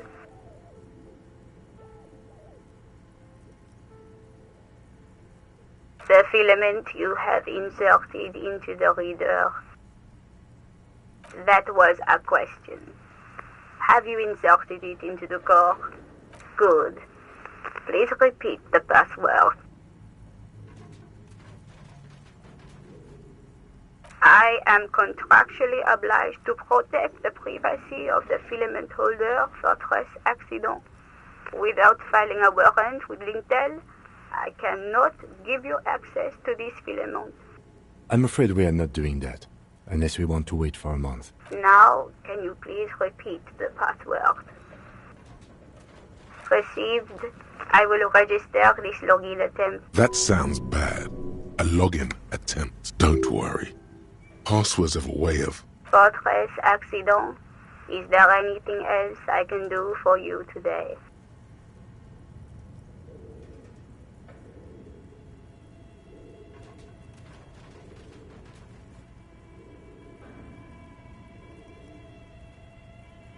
Fortress accident is the company on whose name the terminal you are currently using. One moment. Fortress accident SCA produces revolutionary interactive call-in radio games. Any other questions? Thank you and goodbye. Tiles on the cube are still smoldering, casting the framework in a soft glow. Fluorescent play and print keys shine on the keyboard. Nothing happens.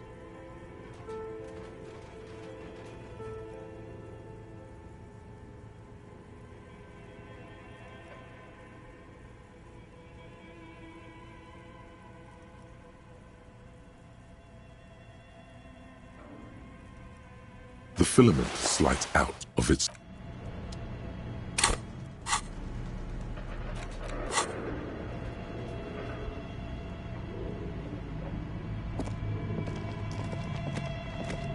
Your flashlight slides over an old green chalkboard covered in scribbles, sketches, and schemes like some ancient cave mural. Some of the writing has faded with age, but you can still make out sections here and there. These lithe, pointy-eared creatures appear to be different types of welkins. You make out autumnal candle welkins, casting translucent welkins, with organs shining under their skin. Who are all those creatures? Fantasies of a tortured, feverish mind? It's Vara Hamira, a high Welk. All non-Welkin races will be purged.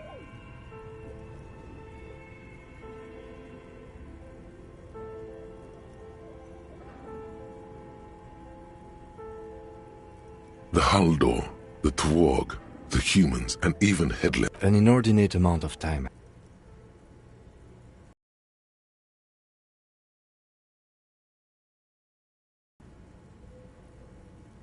Just look at those details. So much effort. And for what? All gone. The photo collage depicts barren, icy landscapes wrapped in entire oceans have been frozen from shore to shore. There are pictures of settlements on dried up. You see primitive oil rigs built into glaciers, boreal dvor, albeit dark and cold. This vision also feels cozy. A pinned postcard reads, "The heat deaths." This is a monthly calendar from the year 50. Cryptic words like sprint, daily minimi, and GPI span the market. It looks a bit like an academic calendar. Everyone is constantly teetering on the edge of the abyss. An abyss of production. These squares look orderly, but beneath them is chaos, worry, pain. As time goes on, the numbers in the boxes grow rarer and rarer. The book looks like they didn't make it. A note in the bottom left corner of the chalkboard. The handwriting is only partly legible, but you can still make out 3 slogans. The full text reads, "Heat death of the universe is the new." Outside, a cold wind wraps the building in its bosom.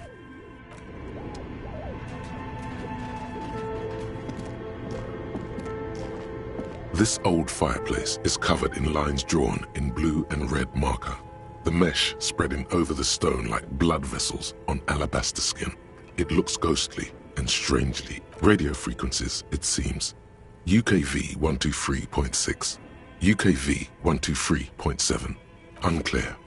It looks like a cardiovascular system split into veins and capillaries. Very advanced. You think so? The web is comprised of radio stations, all lead back to one red heart, titled, "Looks like a surveillance program."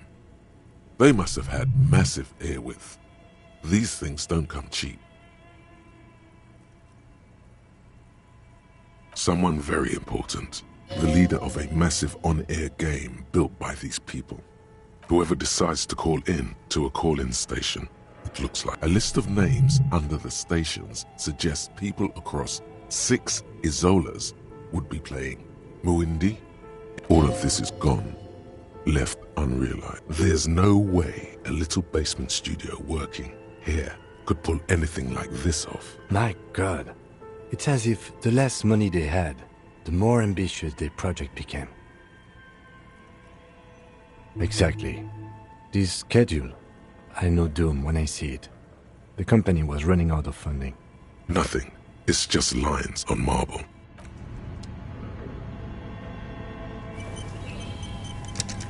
Okay. What do you think is going on with that computer, chalkboard, and fireplace?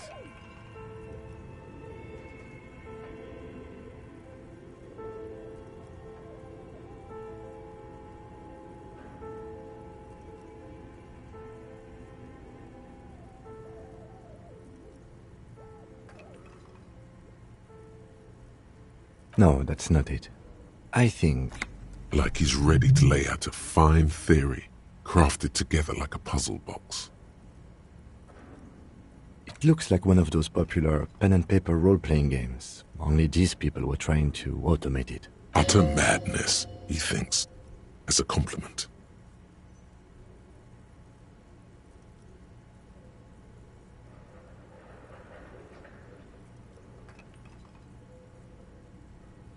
No idea. They stopped filling out the schedule on the chalkboard. Not to my knowledge. They make automated games in Graz, Messina, Königstein. But I don't think anyone has attempted to create an inter-isolary game before. We just don't have the technology.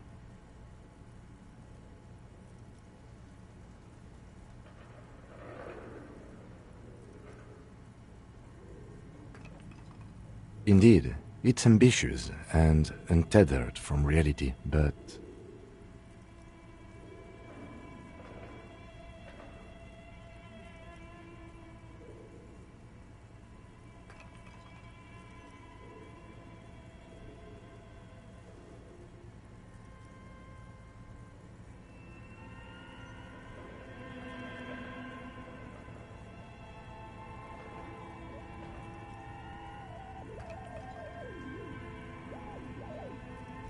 It's too late for that, I'm afraid.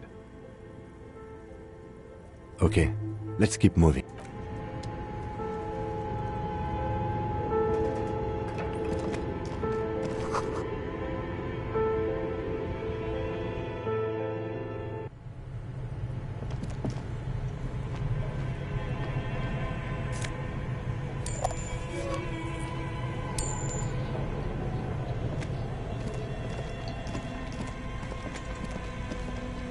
You see a terrifying ice bear with a strange compartment in its belly. The door is covered in frost. This ice bear is a hyper-carnivore. The bear looks oddly realistic. Is it taxidermy? A gust of freezing cold air rushes to greet you. You hear a low grumble as the bear regulates itself. The lieutenant takes a peek inside. His hand has found the holster of his gun. Of course. A giant ice bear-shaped fridge.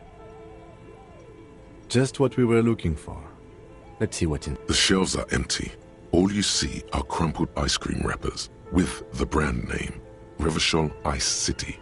A handwritten note has been attached to the door. The fridge is huge. You pocket the note and the little fridge magnets keeping it on the door.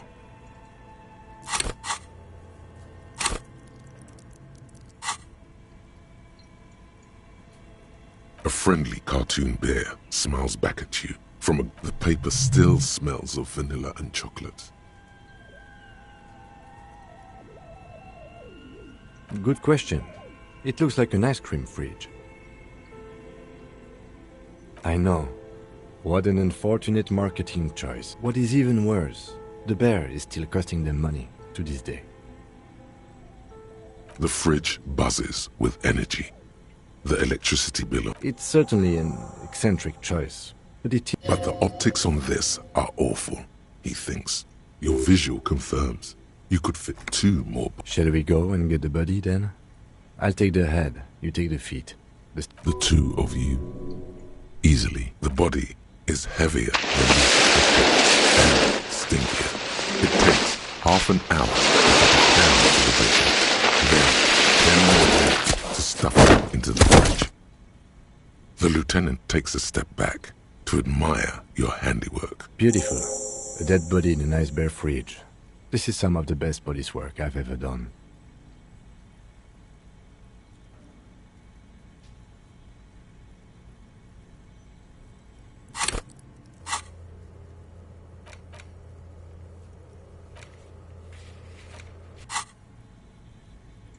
You've definitely earned a drink after this. Perhaps even some pagan rites.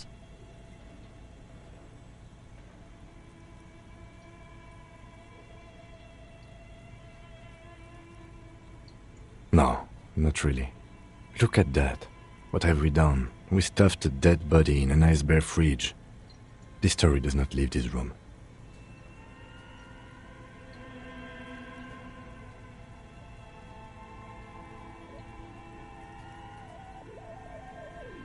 If I were an artist, this would certainly not be my vision.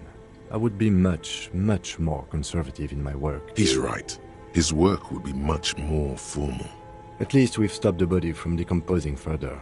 Now you can conduct another inspection. Inside the icy realm of the ice bear fridge, the corpse stands slumped, waiting. Shoot, Looney Rooney. I like it a lot, brother. This really is your finest hour. You're a genius. A regular Corporangelo. Come back later, Corpo. Amuse yourself with my frank manners and my memento mori features. If possible, also, see me in your...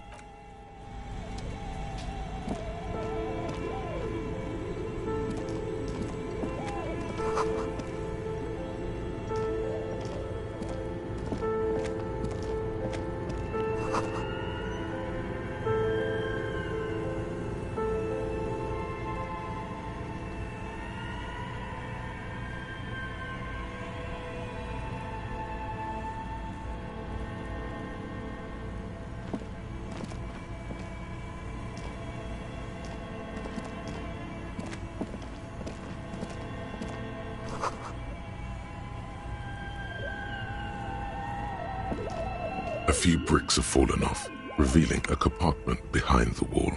It's too dark to see in. There is, yes. And there also appears to be something inside the hole. Interesting. Do you want to take a look? Your hand reaches deep into darkness and spiderwebs. Rummaging around, you find rusty rifles hidden away.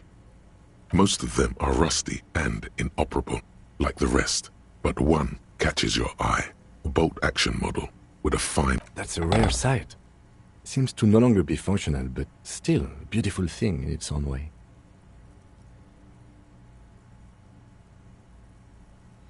It means there are firearms, albeit inoperable, still lying around in Martinez.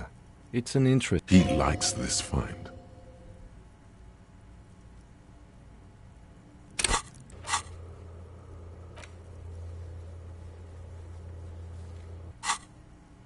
Seems like an old bunker from the revolutionary period.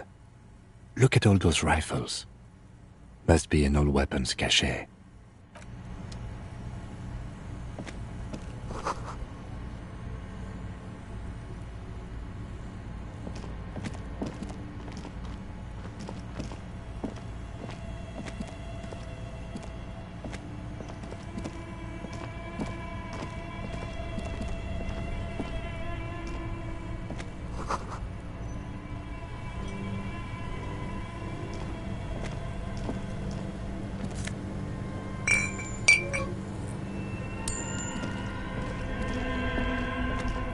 Two cables are plugged into the breaker box. The red one leads to the ice bear fridge, and the black one to the ice cream maker nearby.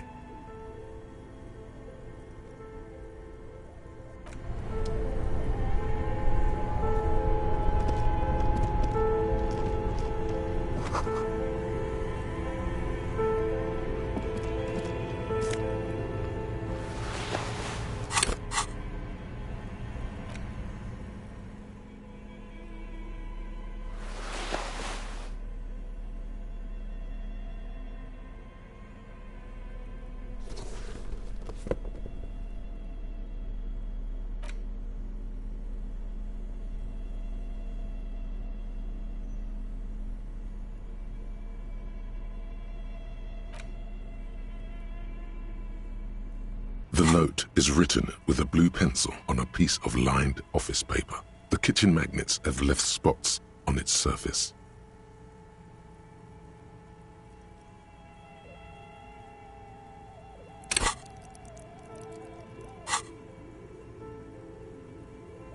Does it say anything interesting?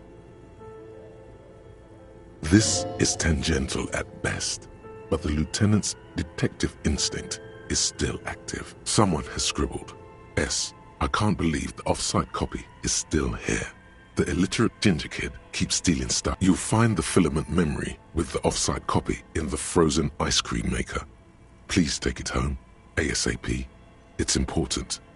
I'd do it myself if I lived in a civilized place with a freezer. Take care, Sully Swaff.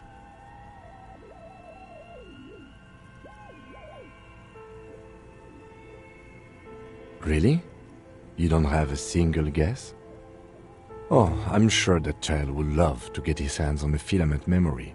Even if he doesn't know what to do with it, he'd probably try to pawn it for speed, based on our encounter. Looks like someone from that radio game company upstairs. I'm a little surprised they just left their property lying here. That's a plausible hypothesis. I don't know. I assume it's somewhere close to the ice bear fridge. Didn't you see one right next to the breaker box?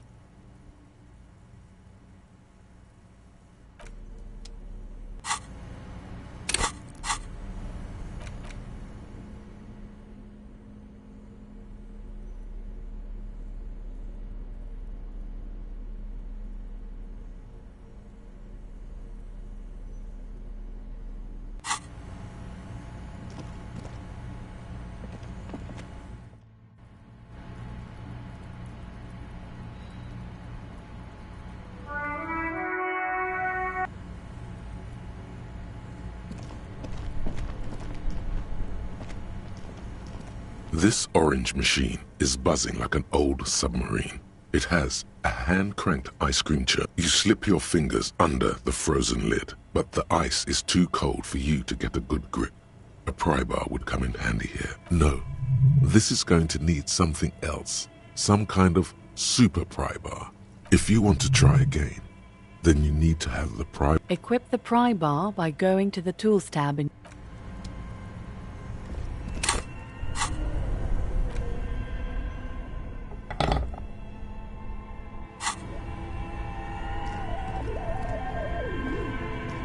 Two cables are plugged into something close to you. Dies with... Why did you do that?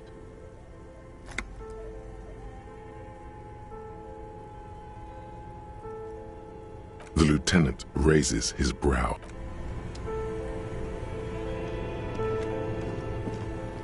This orange machine is dead still. It has a hand-cranked ice cream churner and an electric freezer. Turning the crank feels oddly satisfying, like stirring your child. It's all gone now. You'll never become a poet. Or what better to assuage the creeping sense of failure than some frozen fat and sugar?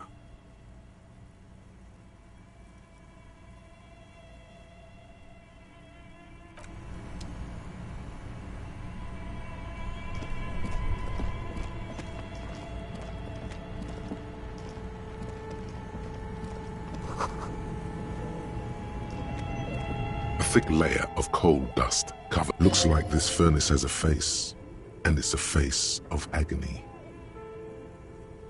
It's dark and grimy here. In the darkness you can hear chatter. It's coming from above. A voice, or several voices. The echo is so prominent, it's impossible to discern what... What are you doing?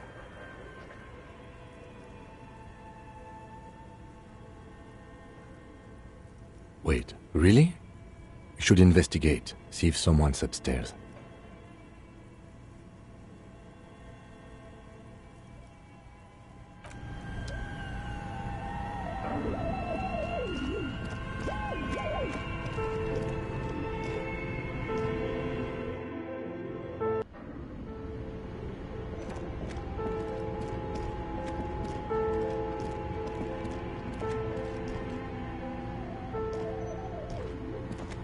An iron safety curtain curves before your eyes, folded like a bellows. This is directly above the central furnace in the cellar. The voices probably came from here.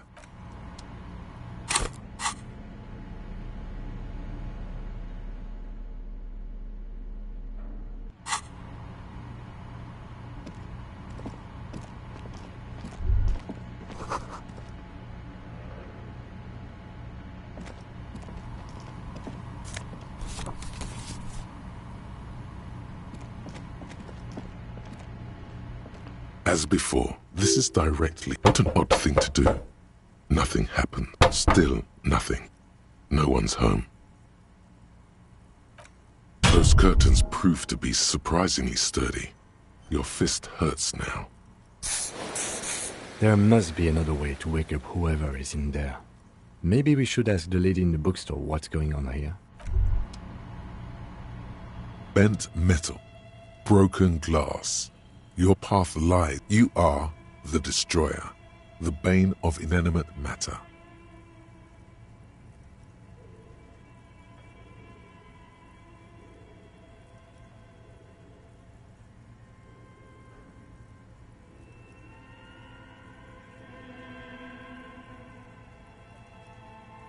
Look, there's a discarded milk carton on the floor. Why don't you destroy that, too? You're right. That's definitely not the behavior of a destroyer at all.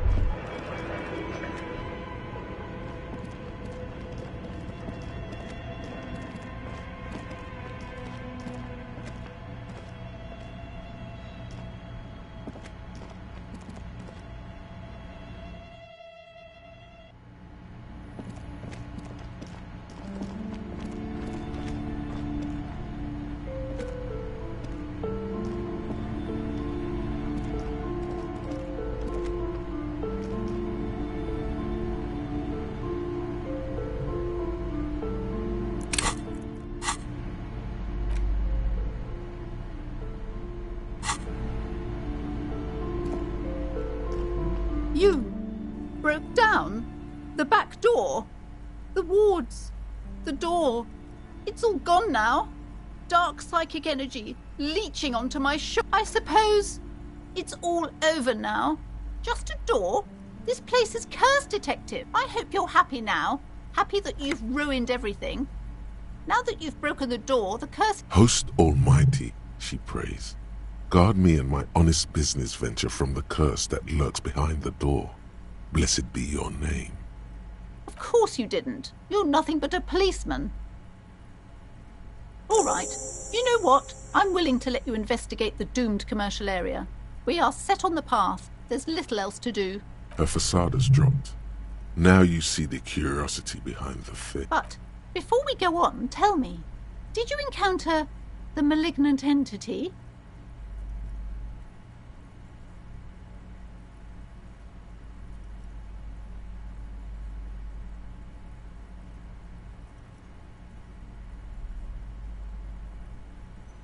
You did? Then it has to be true. I've suspected that this woman-shaped energy must be connected to the curse ever since I first saw her. Did you see that she lives inside the chimney? Yes, I've heard that. It's enormous. She has barricaded herself behind some metal security curtains upstairs. Some unnatural magic, I assume. You should go find the entity and ask what happened to all the companies in the building. If you're really interested in cracking this mystery, then we should go back to the furnace. Maybe you could yell into it, or... Despite his cool, the lieutenant's interested in solving this mystery, too. Okay, but please, only a few questions. You wouldn't want to disturb the spirits. It's not good to talk about the curse, not in detail. The negativism. Such wraiths may prove a formidable enemy. Suit up. The curse is so much worse than you could imagine. It's a disease, eating at the very foundation. It's the curse of financial distress. Didn't that curtain just move?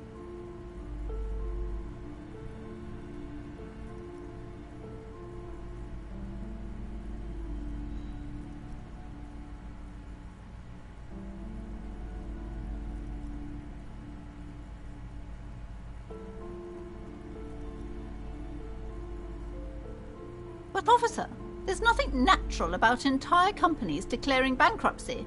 I'm talking about cacodemons, feeding off bad business practices and disappointing income statements. There's something wrong with this building, I can tell you. Sounds familiar.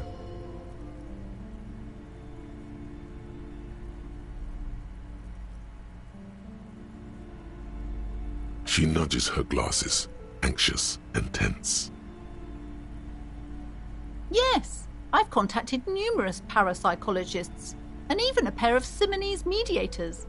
They provided me with the wards. The wards help to keep the doom at bay and protect us against the darkness that lies further in the building. Even though now I fear, it's not enough. Oh, this! No, it's a special Himian amulet, blessed by desert pygmy. There are numerous spells cast throughout the store. I had the books anointed with a different inducement spell, for example. It's guaranteed to boost sales. 15... Yes, the Simonese are very crafty, and their wards are extremely powerful. Lesser wards simply won't do here. The woman before you scans the store.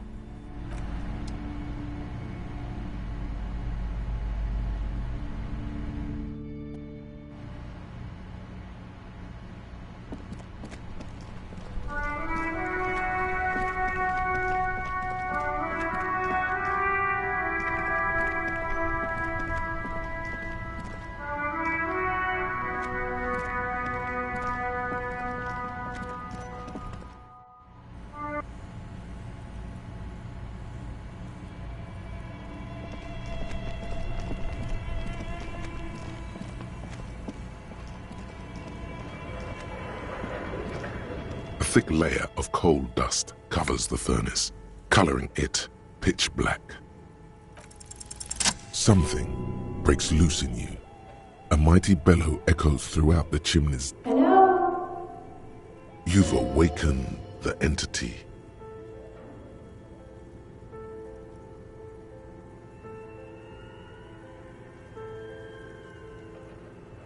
Hello? Did you say anything? I can't hear you. Please come upstairs. You hear a low rumble upstairs. After you, officer.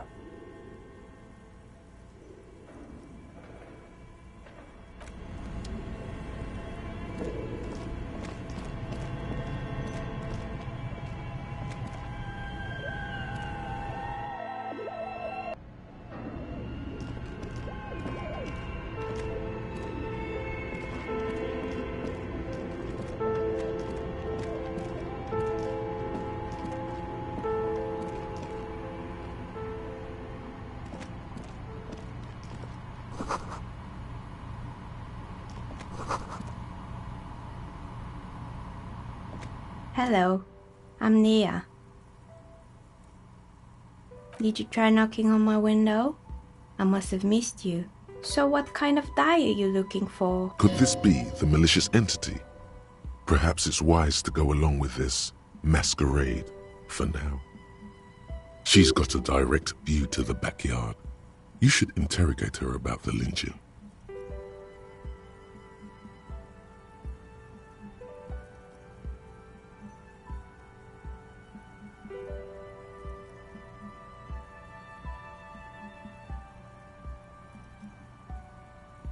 I'm a novelty dice maker. Tell me the name of your role-playing system and I'll make the die you need. As she speaks, her bone-like fingers fiddle with a ring. Role-playing games? You know the one made by Fortress Accident. Does that count?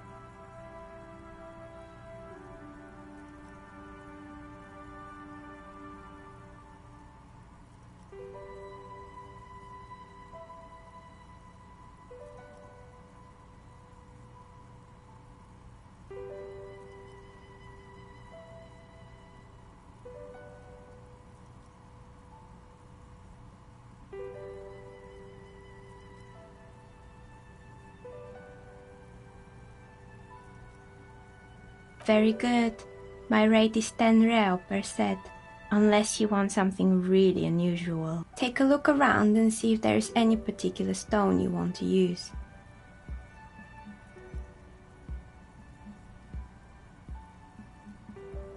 Nothing really. I didn't know him. Who cares about the dead body? We might be dealing with a... The lieutenant looks at his notebook.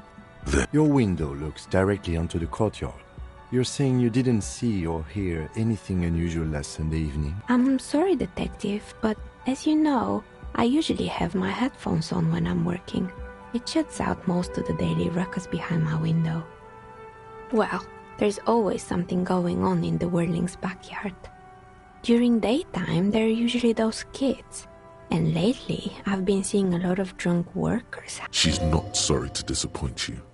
Informing on someone in a murder investigation would intrude upon her focused existence. But I never saw anyone during that fateful Sunday night, I'm afraid. I might have, but in this case, all I would have seen is my own reflection staring back from the darkness. It's light here, but dark in the yard at night. It's really hard to make anything out in the yard when it's dark outside. It's an odd profession, making dice for people. But I like it, and I prefer doing... She nods. Anything else, officer? We're inside the chimney of an old central furnace. It's strange, I know. But when I arrived here, all the other rooms were taken, so I had to build myself a makeshift home. Besides, I don't really have to pay any rent here, so that's a plus. Plaisance was right. There's an entity living in the chimney. Creative.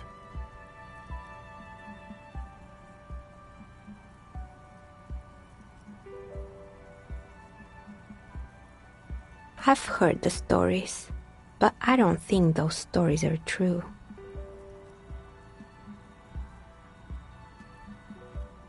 Plaisance, the bookshop lady? I've heard that her business is doing rather well. Have the energies spared her somehow?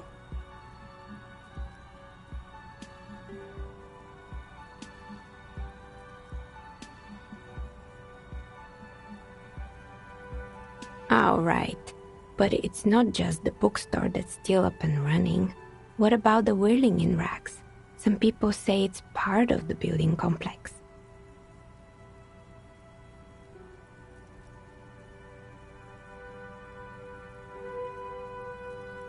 And then there is me. I've been here for 14 years, selling novelty dice to role-playing enthusiasts. Not exactly. It's because she's in cahoots with the demons.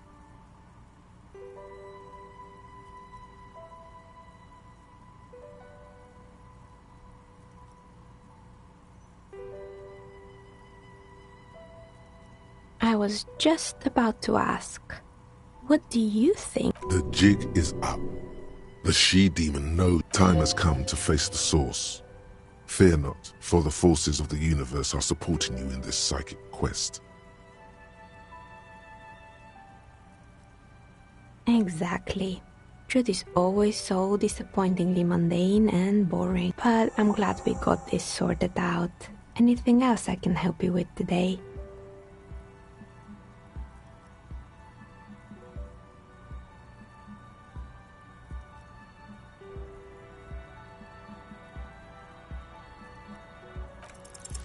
You feel nothing.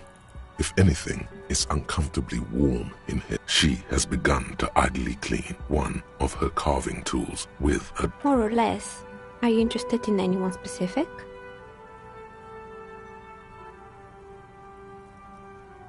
It wasn't merely a gym, it was Artemitep's Boxing Club, a community project created to steer at-risk youth away from drugs and crime.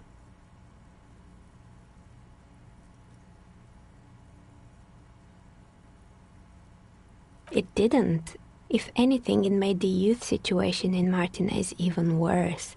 At some point, someone started... You should have known it. Eventually, the coalition took away the funding and the club went bankrupt. This was a few years ago. It's gotten much more peaceful around the plaza ever since.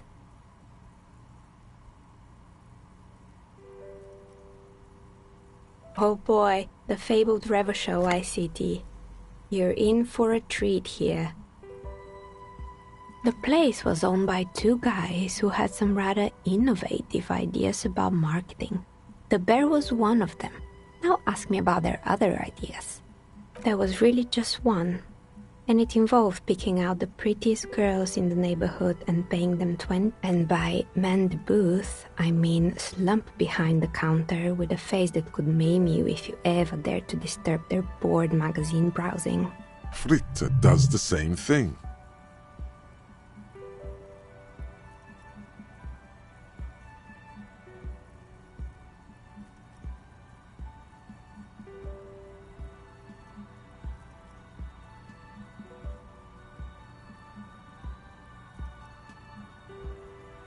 Employing silky teenage girls is a widespread practice, yes. Unfortunately, they always come in packs. I'm talking about acne and they already had the bear. The bear. Of course not. The bear was terrifying. No one wants ice cream guarded by a hostile apex predator. To make matters, eventually Revachol ICT lost the price war to its rival, Glace 5000. Glace 5000 sold caramel sundaes for only 5 cents a piece, out of regular fridges.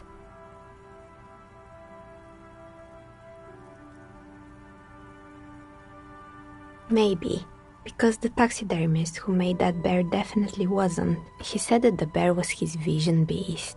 He said he met his vision beast while high on desiccants. Scary, but cool. Oh, I totally understand. Anything else?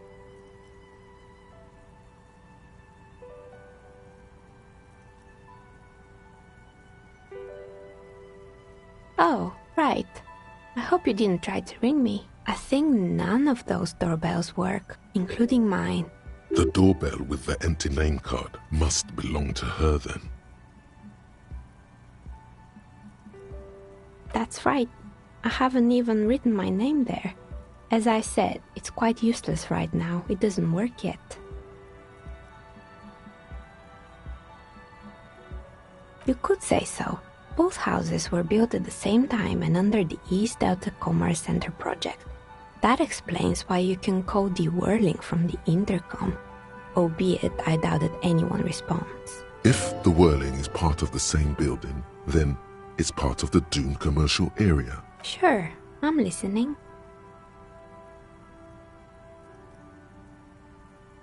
Fortress Accident, the radio game studio. She liked them. They were an interesting bunch. We talked about role-playing systems every now and then. Once, I even saw two of them get into fisticuffs over Wirral. They certainly took their work very seriously. The usual. They ran out of money and couldn't get the project done on time. Well, I did hear them talking at times. They seemed to believe they were historical individuals on some grand quest.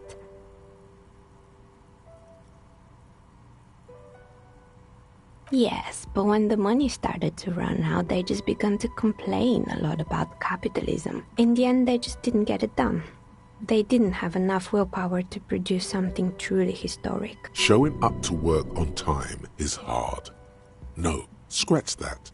Showing up to work at all is difficult, especially if you've been drinking. Not the wisest decision. You would have lost all your savings. The result is 1 on a 20-sided die. The dice is black and filled with little silvery flakes, like snowfall. Anything else?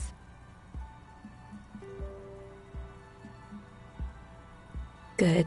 I hope it clarified things a bit. What else?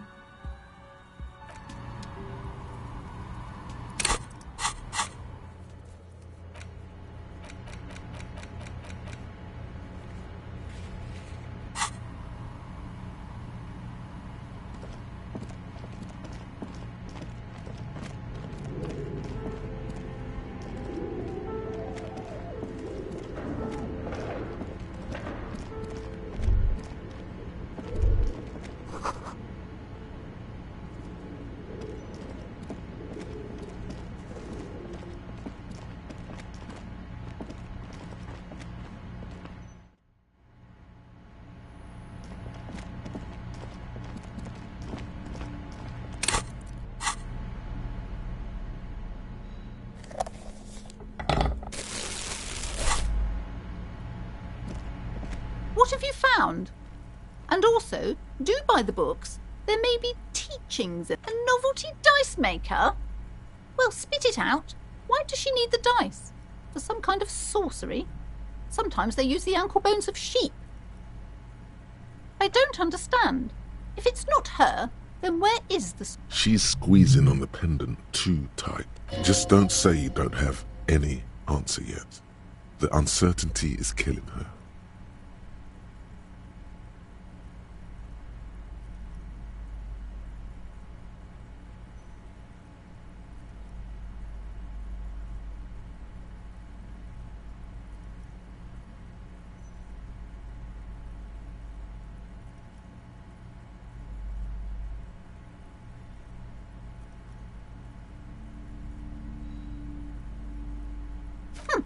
Too many inconsistencies. What kind of talk is that? Yes, because her business consists of the psychic leech that's been feeding... I see that you've fallen for her manipulation, Detective. Thank you for nothing. Please, do buy some books, or be on your way. Wow. Total psychic collapse between you two right now. I am sorry we had to disappoint you, ma'am. Can we go now?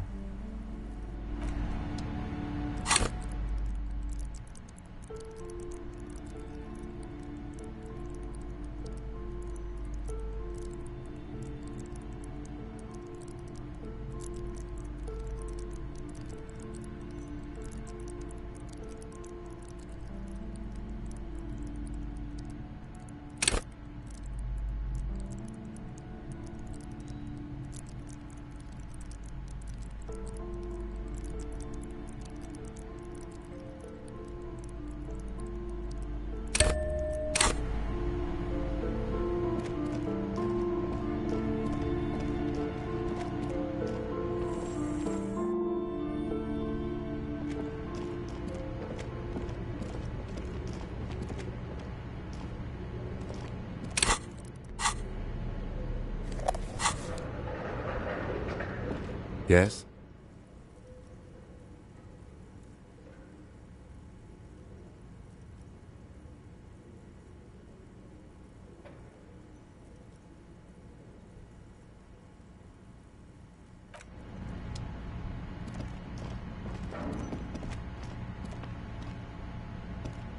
Yes? What do you want to know? Good.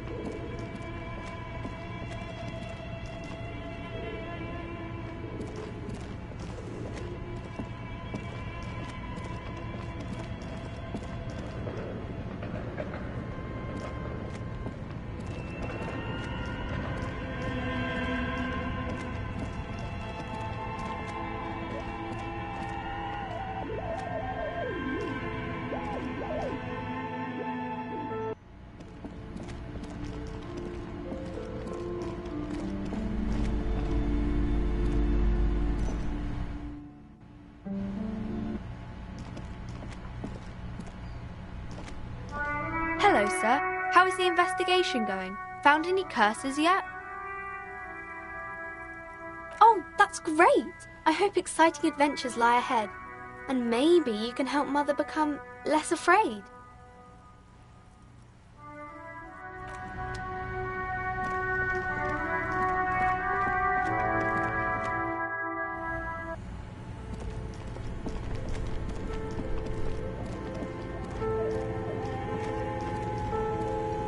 The bear's eyes are still glowing red.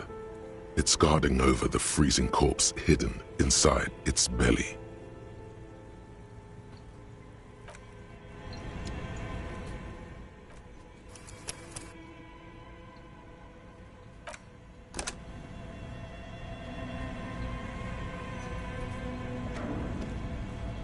The bear's eyes are still glowing red. You touch the dead man's body. His skin is cold, light blue and silvery.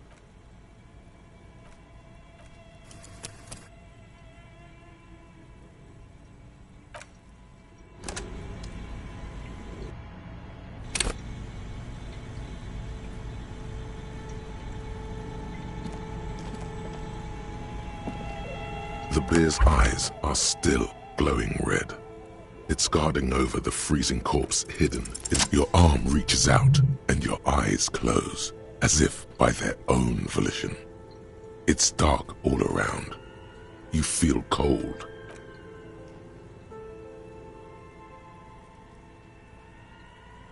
His face, his cheeks, his nose, his fat, swollen lips.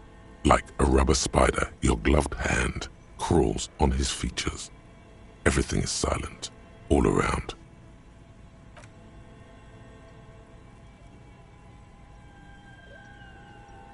The oral cavity is cold and moist. A ball-like tongue. You're on the right track.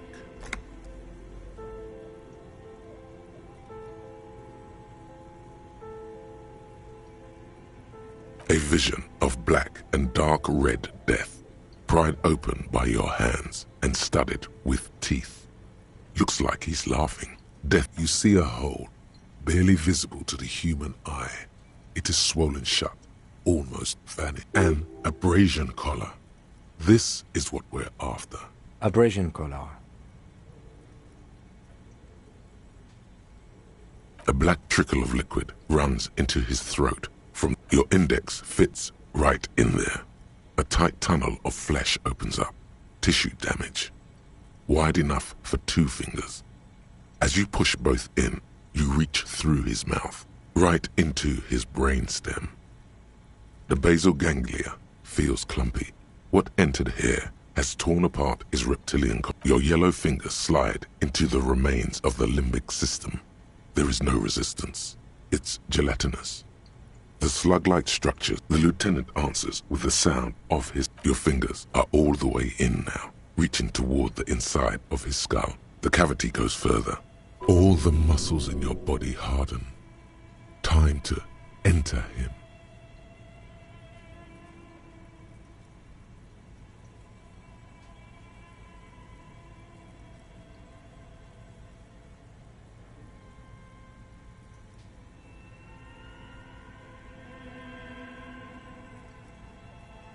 Your fingers reach toward his skull. His cerebral cortex feels like jelly. Cold jelly. Ice-cold serrated metal. Its edges cut right through the pain is barely noticeable under the adrenaline rush.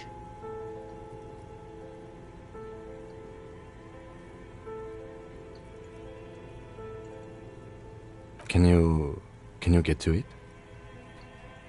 There's a tiny crack, a protrusion in the cranium.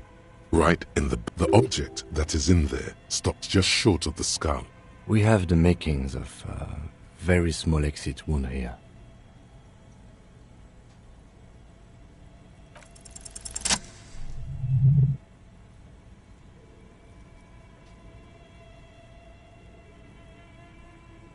You pick the object between your index and middle finger. Good, good.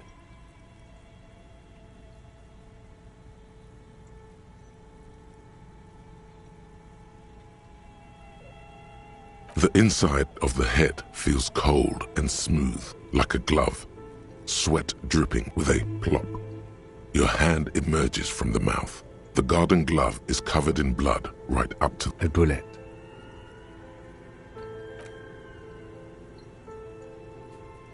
The bullet falls in the bag, leaving a smattering of blood. A non-caliber rifle. Some kind of brittle alloy. Fractured on impact.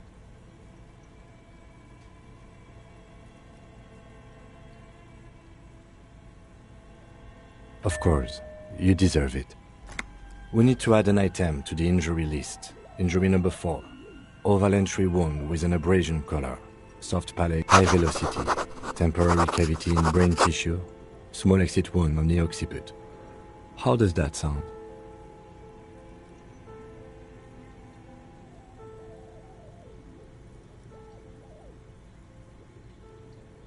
Opinion, fatal injury.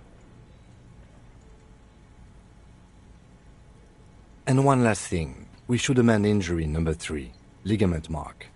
New opinion? He's proposing the bullet was the real cause of death, and the hanging an attempt to conceal this fact. Treatment, officer, is an attempt to manipulate the body after death. This injury here. Yes, and the belt around his neck, the hanging, even dragging him to the yard. All of it was done after this man was already dead. I have had my doubts since you showed me the tracks. Why did they carry him over? Why not march him? There have been other signs too. Small details.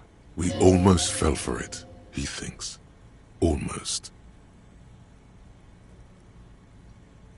That's for us to find out. But this, it will make finding them just a little easier. Yes, we should take a closer look at it. This little thing could reveal much about the weapon that shot it.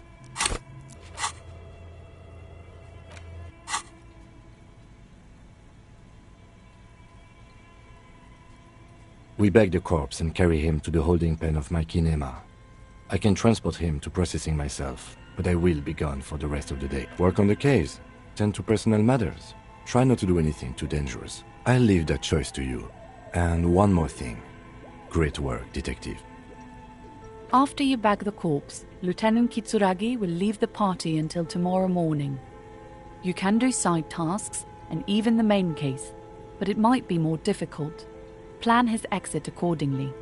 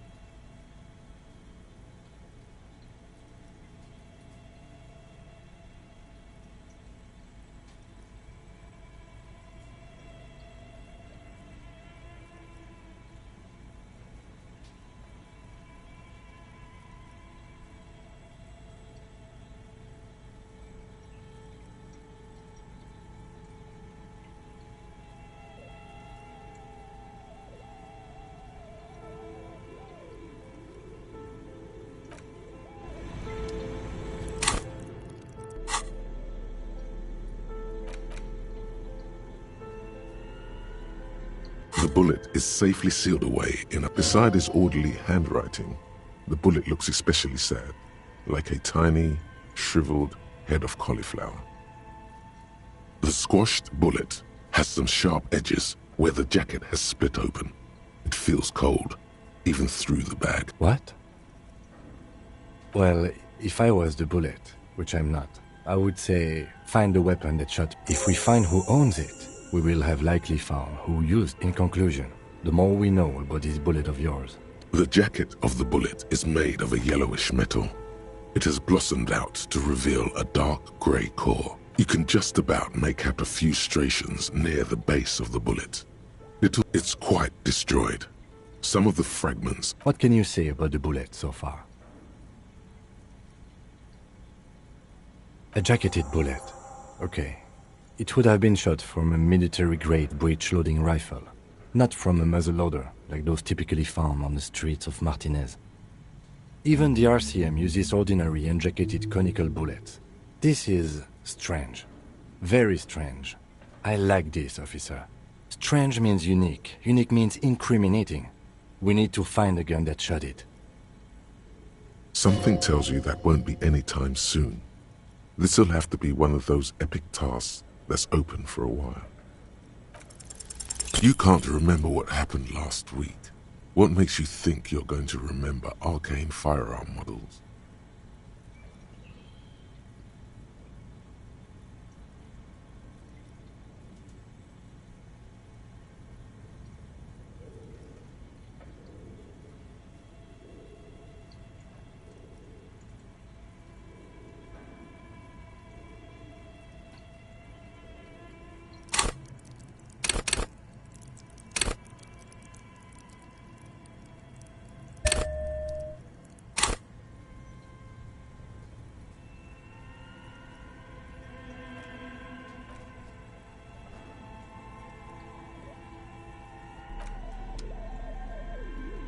An intricate web of blood. It almost looks like... The bullet is still safely sealed away in a plastic bag bearing the...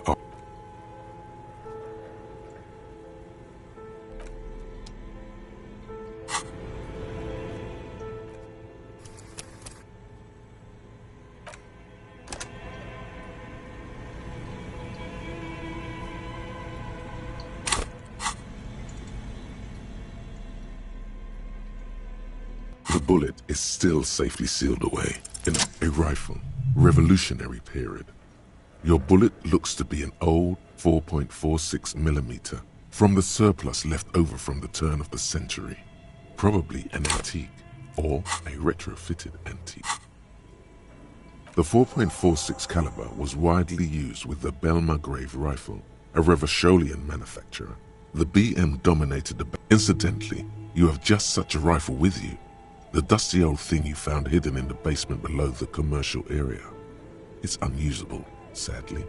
If it were, the bullet would probably fit the chamber.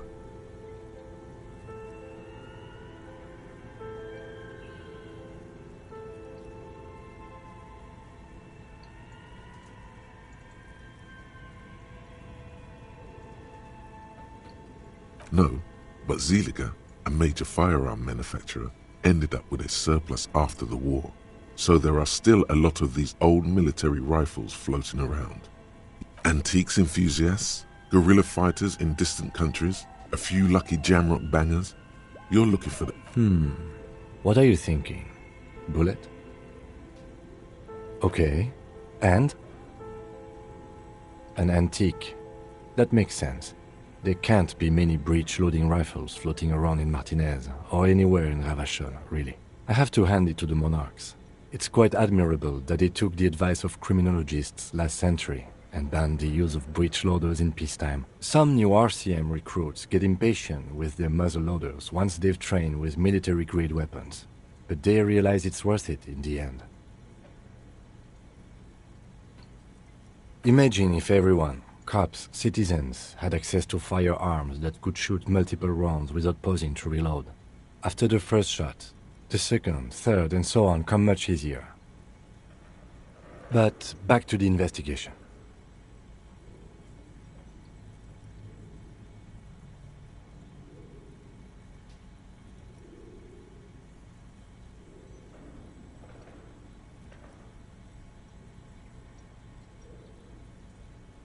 Let's find out. Next step, finding the gun itself.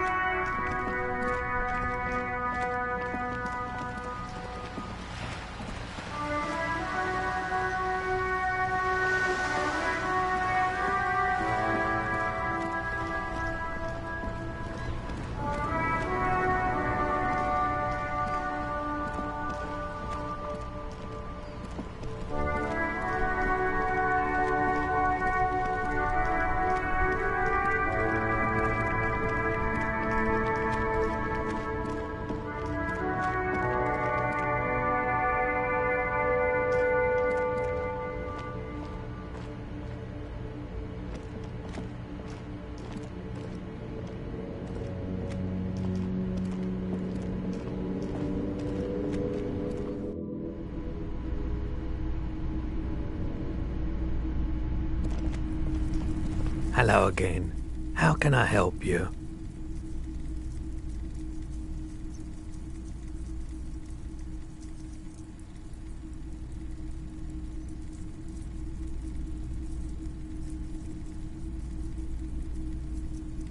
Let me have a look.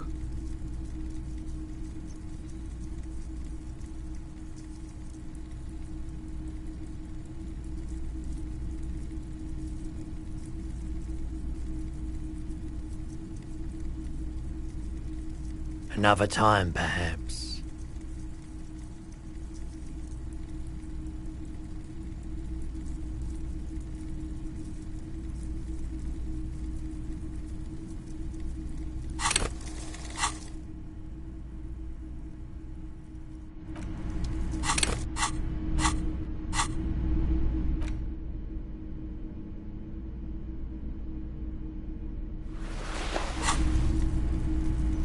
Hello again. How can I help you?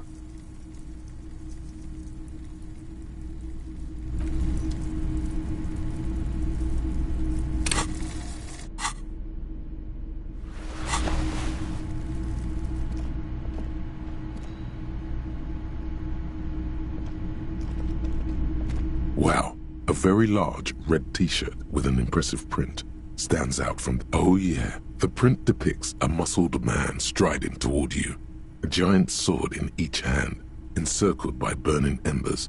Behind him is a cluster of cabins engulfed in flames. It's the man from Hendal.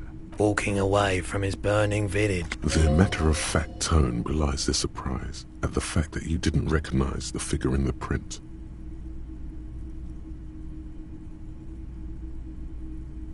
The man from Yelmdale is the hero of a series of popular books based on a fictional version of Kotla. In fact, most people don't think that man from Yelmdale ever really existed. But they are wrong. Hendal isn't a real place. Neither is the man a real man, of course. But both the man and Yelmdale are an ontological necessity. But hey, it's not worth getting into an argument about.